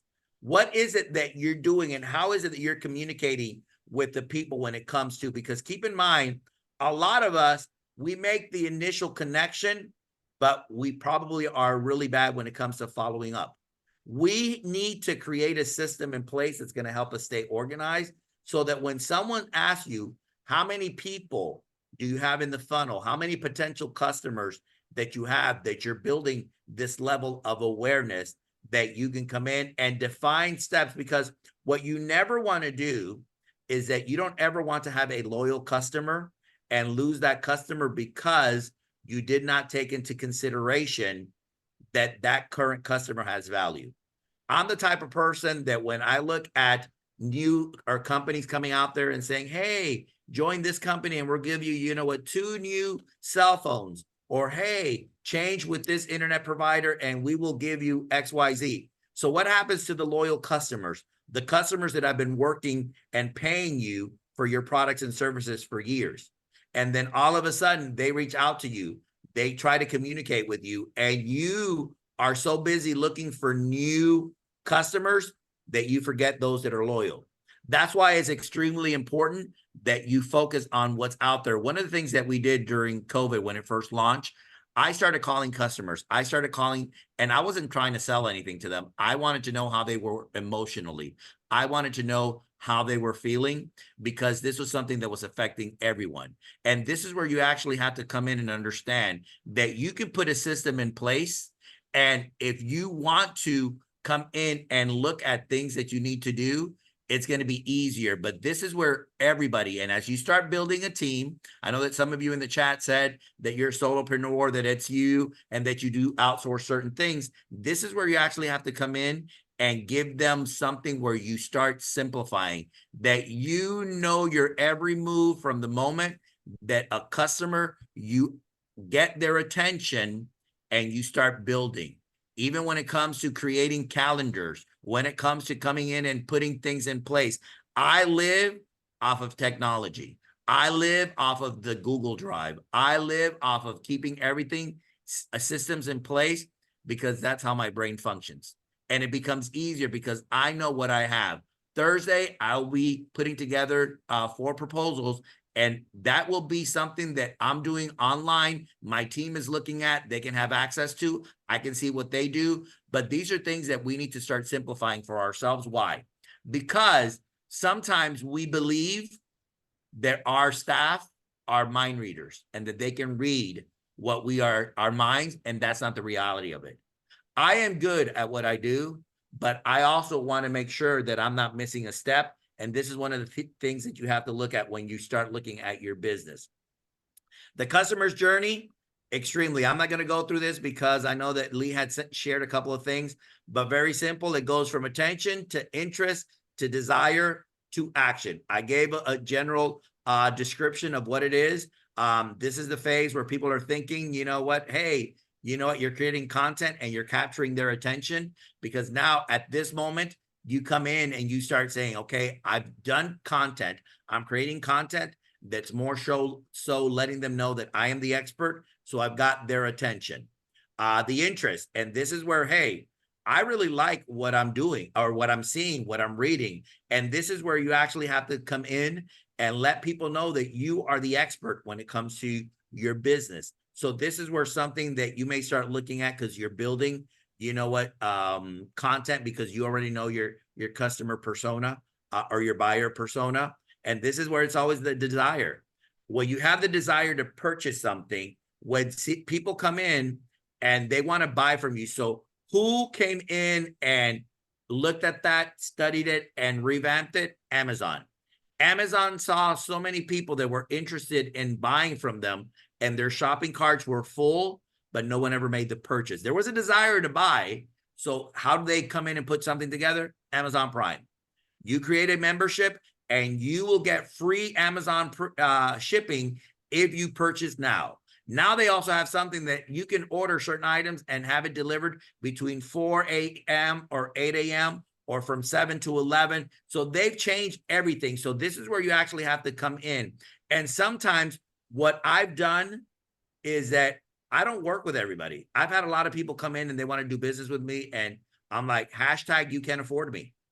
Or I'll come in and say, hashtag, what's your budget? Because that's one of the key things that we have to keep in mind, that we have to start building an awareness that we're good at what we do. And sometimes people want things more so that they can't have, because that's society. And this is where people take action, that they need to come in and buy from you. But this is where I think that a lot of businesses suffer from. They're great at the attention, the interest, the desire, but a lot of you don't ask for the business. A lot of you aren't asking for people to sign. When I go and I meet with someone, I am very intentional that I want to walk away with a contract. I want to walk away with a yes, and I want to move forward with a deal. And oftentimes we don't ask for the deal. Sometimes we're not listening to what the customers are asking us of us when it comes to selling, but this is where it becomes easier. So a lot of times as business owners, the one thing that I always encourage to do, it's that brainstorming. You know, what can you do different to close the sale? What is it that you're doing? Is it adding your personality? Is it adding your persona? These are things that you can look at that can make it easier for you, but these are things that you're going to have to start asking yourself.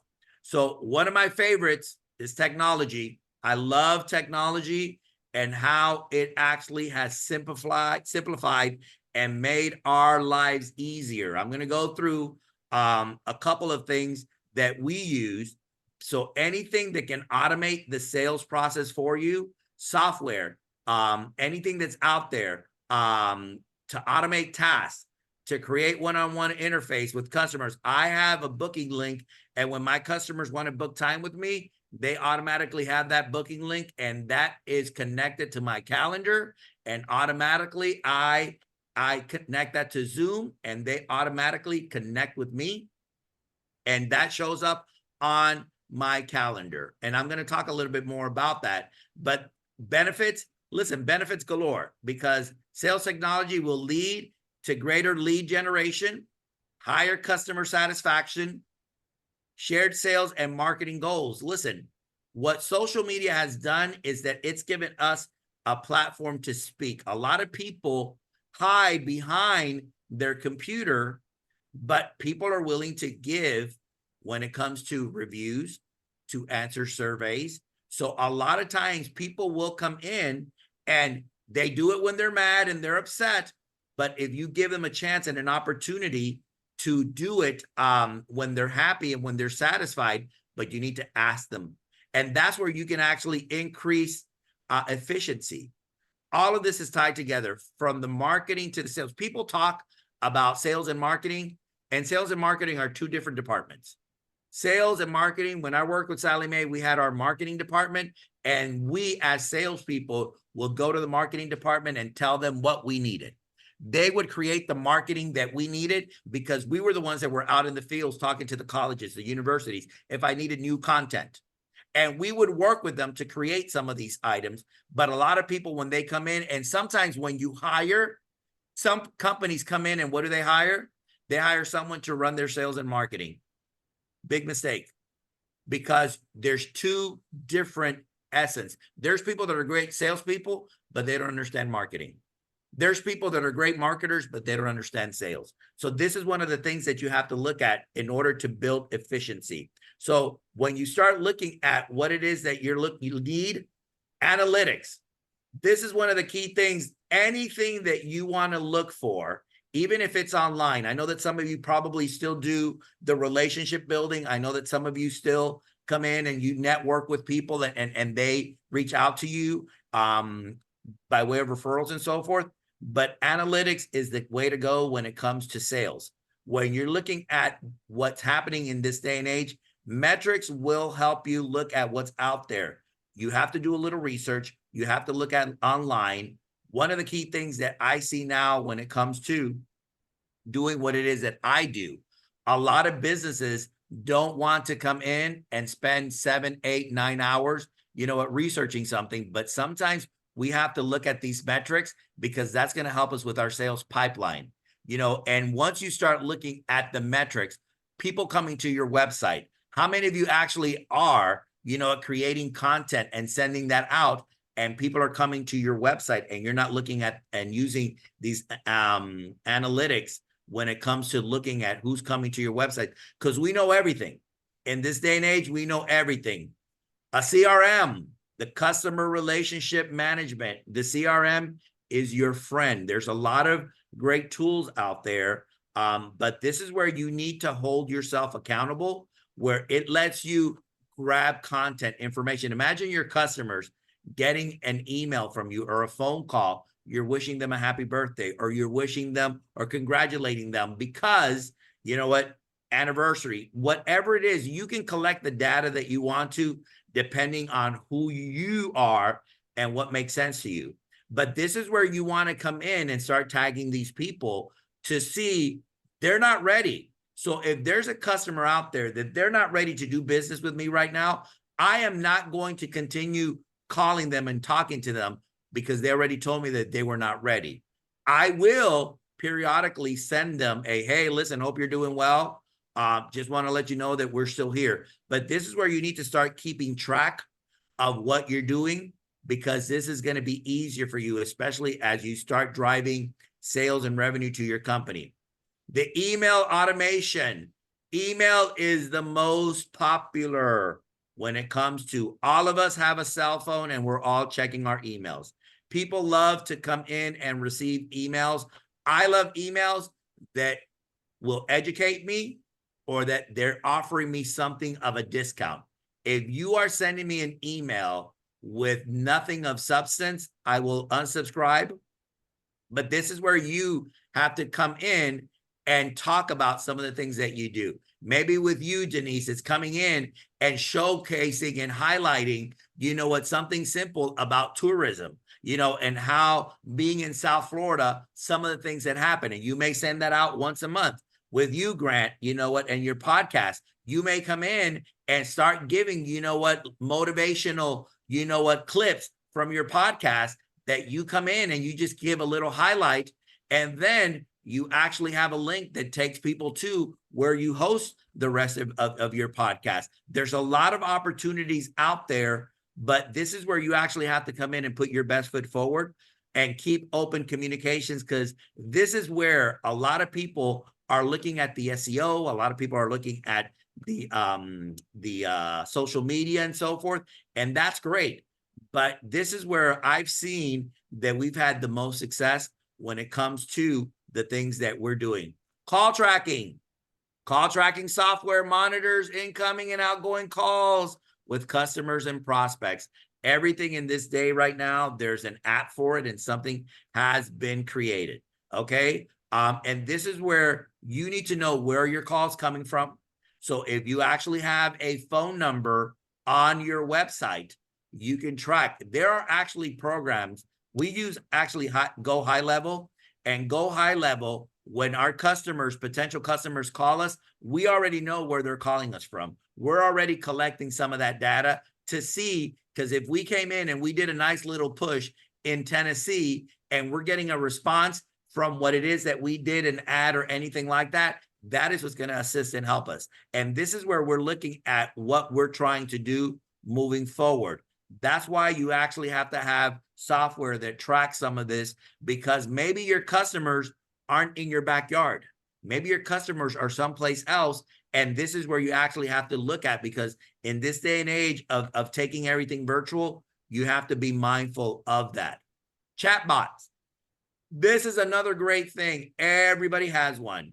And there are platforms, CRMs, that you can automatically get that information when it connects to your phone, to your number.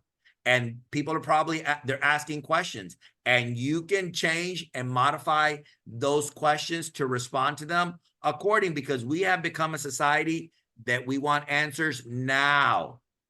We have become a society where people also don't want a lot of minutia. They don't want a lot of information. They want simplification. So when you look at it, it's something that's going to guide people to human support. It's going to provide more in-depth product or service information where you can build on that, where you can actually tailor what's on there. It's going to help process payments. It's going to help people navigate the site, and it's going to help people come in and connect with you. This is one of the key things that you have to look at and build something that's going to make sense to you. Lead enrichment tools. There are tools out there that crawl the internet, and they actually look for information that you may be missing. Okay, if you need to connect with a prospect without probing for information, lead enrichment tools, and this is one of the things that you have to look at. I just found out about this, and I haven't used it, so I can't give you advice on what's the tool that we would use, but I wanted to add this because I found this to be extremely interesting, and to look at what's out there, what's available, because listen, in this day and age, we can go online and we can search for people and find anything and everything.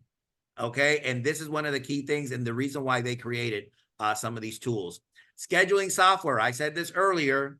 All of my clients and customers book time with me when it comes to the link that I provide. I use Calendly, and it's been great for me, but I connect that to Zoom, and automatically there is a link there that we can have virtual coffee, or we can just talk, and I schedule my time. And the great thing about that is that if I already have something on my calendar with the company's calendar, it automatically identifies that, and I am not available during that time.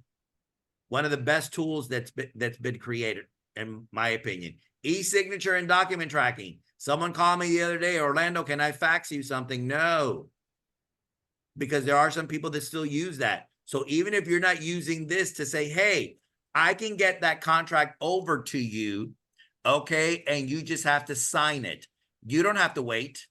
You can come in for anything that you want to do. If it's an agreement, if it's something that you said, hey, I'll get that contract to you. This is one of the things that every company should be using in order to get someone to sign that contract quickly. Client feedback form. I said this earlier. People are willing to give you feedback, and you have to look at the good and the bad. But if someone gives you a negative review or feedback, this is where you have to be very clear and reiterate. You don't want to argue. You don't want to fight with the people, but you want to let them know how good you are moving forward. But reiterate how amazing your products and services are, but you don't come in and argue. I've seen people where they argue with customers and they make themselves look worse, because sometimes the customers don't even answer. These are just people that are just posting for the sake of posting. Create value with social media. This is where you have to use the power of social media. I spend more time on LinkedIn than I do on any of the other platforms because I find more value there. And this is where you have to be very clear what it is that you do moving forward when it comes to your social media and where your customers live. If your customers are on TikTok, then use TikTok. If you want to come in and use Instagram, do Instagram. If your customers are on Pinterest, then on Pinterest. But you have to be very, very, very focused, because marketing is a full-time job. And as business owners, the goal is for you not to spend all of your time doing this. Your goal is to sell and close a deal. Build a database of blog content. Blogs are great. Unique posts are amazing. I've had a blog that I've been writing since 2010. And all of the blog posts that I write, I've been writing them. And these were just motivational things that I would write for myself to stay motivated and encouraged, because those of us that are entrepreneurs know that sometimes being an entrepreneur is a lonely journey. And sometimes we feel isolated, and we need other entrepreneurs that we can communicate with and talk to.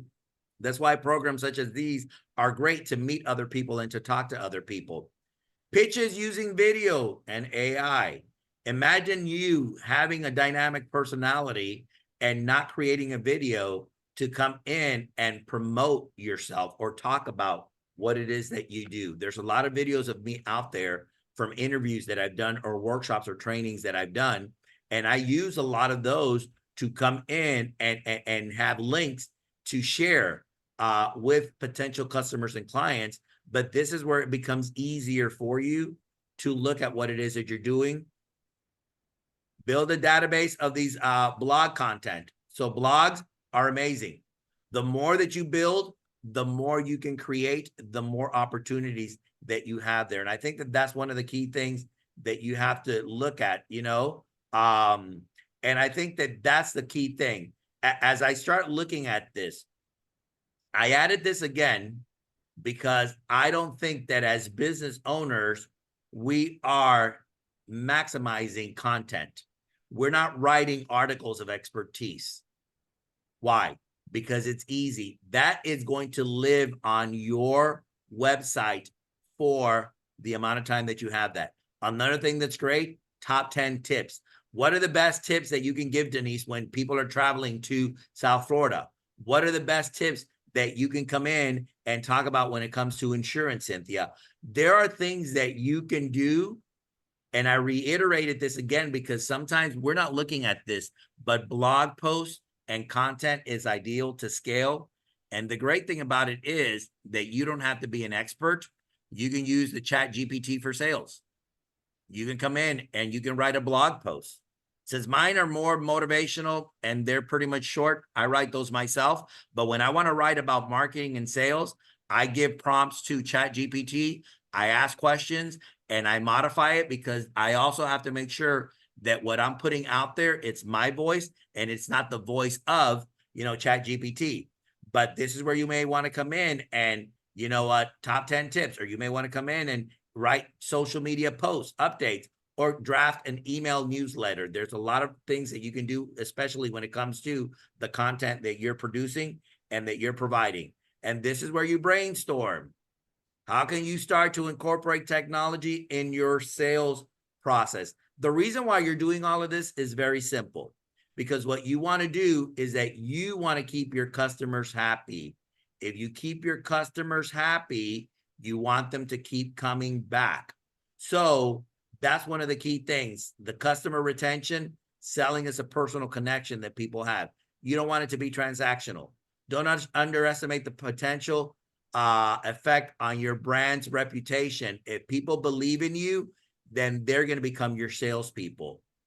Simple tips. Follow up with these customers. Send them a thank you and appreciation. Let them know that you acknowledge what they do when they buy from you. It's extremely important, because this is where you can come in and you can start looking at certain things that you can do moving forward. You don't close a sale, you open a relationship if you want to build a long-term successful enterprise. So when you start looking at creating that wow experience with your customers after you've sold to them, start with the right attitude and mindset. Requires effective communication and practice on your internal customers. This is the best sales advice that I can give you, because you want repeat customers coming in and buying more from you. So the following tips: clarify your mission and break the mission into specific goals, solicit feedback from customers, respond quickly, cross-sell at every turn. If you've got a new product or you're bringing in a new service, this is where you can upsell and you can start providing more opportunities to sell to these customers that are loyal to you. Provide educational and appropriate knowledge. This is why the blog posts are ideal for what it is, because it's content or videos or anything that you may do. Create referrals through an incentive. Okay, if you want to come in and give them something to incentivize them, if they help you sell your products or services, take the time to train your frontline staff. Everybody in your company, whoever picks up the phone, whoever transfers, has to come in and connect with the mission, the vision, and the values of the company. Take the responsibility, but not the credit. Listen, the spotlight is very enticing and everybody wants to be in front of it. A good leader is willing to share the spotlight. An excellent leader gives it up. So recognize other people, go the extra mile, and take advantage of negative feedback. This is where you can put your best foot forward and let them know how amazing you are with what you're selling. Okay? Brainstorming for yourself. What keeps your customers coming back? Why are they buying from you? Okay, so in closing, okay, build a sales team that suits your product or service, possesses the key traits you need, prioritize your customer service, start using technology to automate your processes, communicate with customers, increase revenue. Do this and you will create long-lasting relationship, repeat customers, referrals, and improvement. This is the one thing that you have to look at. So the last brainstorming that I will share with all of you, any ideas or takeaways from this session? And with that being said, here's my contact information. And we're going to open it up to questions. Any questions? Anything that you can say, this was my takeaway. This is what I really enjoyed. Or this is where I need help, guidance. And another thing that I did here, people always ask me, what do you read? These are a lot of the books that I've already read when it comes to sales. That's a library of knowledge there. A lot of it. And that's the one thing, I'm that person that gets bored easily. And that's why I like to simplify. So here's my contact information. So with that being said, okay, I'm going to stop sharing. I'm looking at the time and I want to make sure questions. Okay. So, and if you don't ask me questions, I'm actually, yes, Corey, I can send you a copy of that. So Yoselin, you like, and I hope I'm saying your name correctly. Okay. Yoselin, I apologize. But yeah, so you enjoy the different types of sales professionals. Okay. Thank you. Anything, anybody else, that they want to share? Take Help us advantage. understand exactly what you can help a solopreneur with. Do you take them through a course? Is it a workshop, a master class? Okay, so a lot of what I do, I develop curriculum. So a lot of the programming that I do, like right now, we've got a curriculum and it's CEO minded. We've got an organization that we founded, a nonprofit. We grow CEOs, and a lot of what we do is that we work with organizations that they reach out to us, and we actually build relationships with them. So what we do is that right now with programming that we do, we go out and we recruit businesses and bring them to the forefront of some of these organizations because they contract us. So we have programming that we teach mindset, and we also teach about the importance of, earn and grow like a boss, because that's one of the key things. So a lot of the organizations that we do work with, we help them recruit. But what we're building right now, Grant, is that we're actually creating a platform where we are actually bringing in more education focused opportunities to help businesses scale. We've partnered with a couple of entities that they have us building a library of sorts because of the years that we've been doing it. Listen, I've been doing this for 20, 30 years in education, but in the last 10 years, I've been working a lot with entrepreneurs and fine tuning this craft. So a lot of the relationships that, Hutch talked about, from the Miami Bayside Foundation to Goldman Sachs to Jim Moran and I can name a lot. I'm doing business now with certain municipalities as well. And some of the things that we do is that we bring people along for the journey to help them. And the compensation for us comes through the contracts of what we have. But we are building other platforms for ourselves. But we can definitely talk a little bit more, Grant, with anything that you may need. Okay. Okay. So any other question? Orlando, Yes. This is Cynthia. Hey, How do Cynthia. you motivate your team? I have 4, and to keep them motivated, it's just so hard. It's difficult because we're living in a society right now where people in this day and age, they have felt the essence of working from home, being at home. And one thing that I always tell business owners, we have to self-motivate. So what I do, I motivate a lot of my team members, number one, with phone calls and making them know that they are important to the process of what I'm doing. The way that I lead in a way that I want them to feel special, because there are some people that they just want to be recognized. Because sometimes we come in and yes, they're doing a service. Yes, we're paying them for that service, but these are people that still need help. They need guidance. They need us to come in and continue to focus on. So sometimes I give gift cards. Sometimes I have, meetings where I order lunch and everybody has lunch delivered, and they eat from their own home while we're meeting. Or I may send them, just a thank you, because I think that that's one of the key things. In my verbiage, I say a lot of that. I tell people, thank you, you're welcome. I'm still that kind-hearted person, because at the end of the day, I can't take anything with me. So Cynthia, anything that's in your wheelhouse that you can do, that you can acknowledge them, maybe it's once a month, maybe Well, once. Orlando, Go ahead. I do all of that. Matter of fact, my husband says if I ever get rich, I'd give away all the money, but he'd take care of me out of his half. And the problem is, I think I overdo it. That's what he says. So this is where, and I would probably agree, because I do it when it's not expected. If it's expected, then they are going to come in and think that it's part of the actual job description. So maybe cutting back and maybe balancing to where you may do something that is different, because you're a giver, Cynthia. And as a giver, I'm a giver. It's just us. I don't have anything that belongs to me. But I think that simplification, you may be more intentional with what you do for them and see what resonates with them, because I agree. The one thing you don't want to do is spoil them. You don't, because then they also become, they're not appreciative. Orlando, along the same lines, Thank you. You're welcome, Cynthia. Go ahead. Sorry. About dealing with millennials and Gen Zs. Any tips on that? I mean, that's a complete kind of generation. Any tips you want to share on that?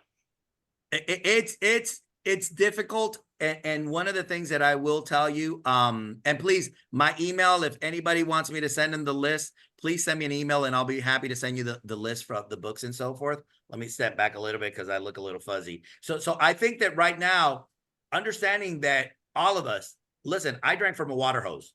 I drank from a water hose growing up, and my parents would tell us to go outside and play, and we couldn't come back home until the end of when it was dark. When we saw that light come on, we knew that it was dinner time. Now I sit back and I look at the essence of how some of people, they operate differently, and it's coming in, Ricardo, and just having a balance. It's having a balance because I will modify myself a little to help. But what's happening right now is that we have students graduating from college, and they're telling us how to run our business, or they're coming us and telling us what they want when it comes to a salary, because they believe that their title or their degree entitles them to come in and dictate. But not everybody's like that. And I think that that's one of the key things that we have to look at moving forward. How are we going to come in and create a balance? Because we can't come in and think that everything that we do is right.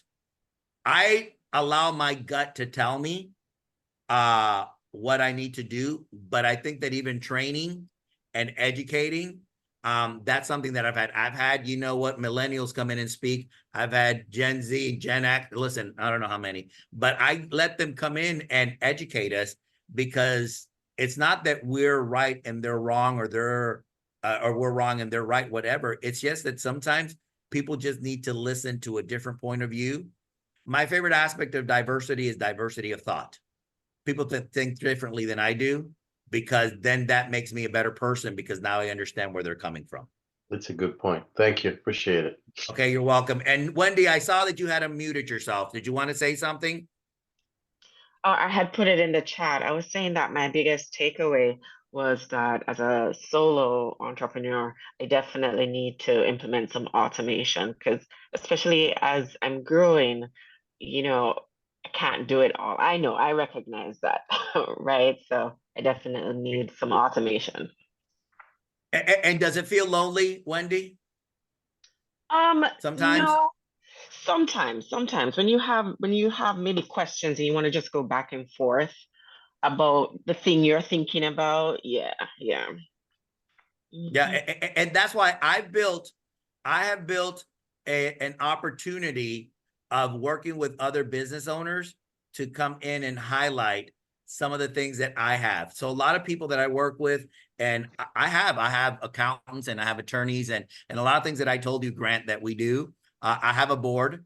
I have a board that we meet with regularly, but this virtual coffee, and listen, if any of you want to have virtual coffee or just have a conversation, you know what? I'm all for it because I think differently. But one thing that I will say, and I think I said this on Saturday, what I want my legacy to be is that I didn't hoard any information, but I gave it freely because I can't take it with me. And I think that that's one of the key things that we have to understand because we are entrepreneurs and we think differently. I am not a 9-to-5er. I cannot work 9 to 5. I cannot work for someone else because it will drive me crazy. But that doesn't mean that we're not good at what we do.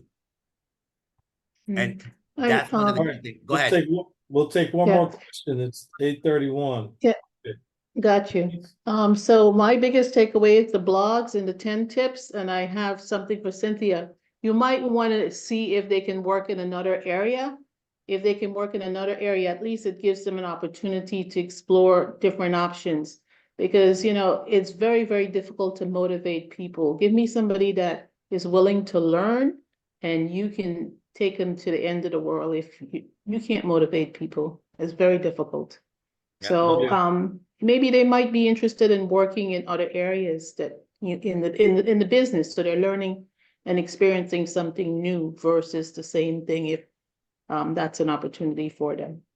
All right. 100%. Thanks. If I can, let me take this as a little bit of a segue because our next session on Thursday is about people, productivity, and processes that lead to profitability. And one of the things I know is going to be discussed is when it comes to your people, one of the most important things is getting the right people on the bus. Second, making sure they're in the right seat. Okay. I won't give you the rest of it. You got to come on Thursday to hear the rest of it, but you got to get the point.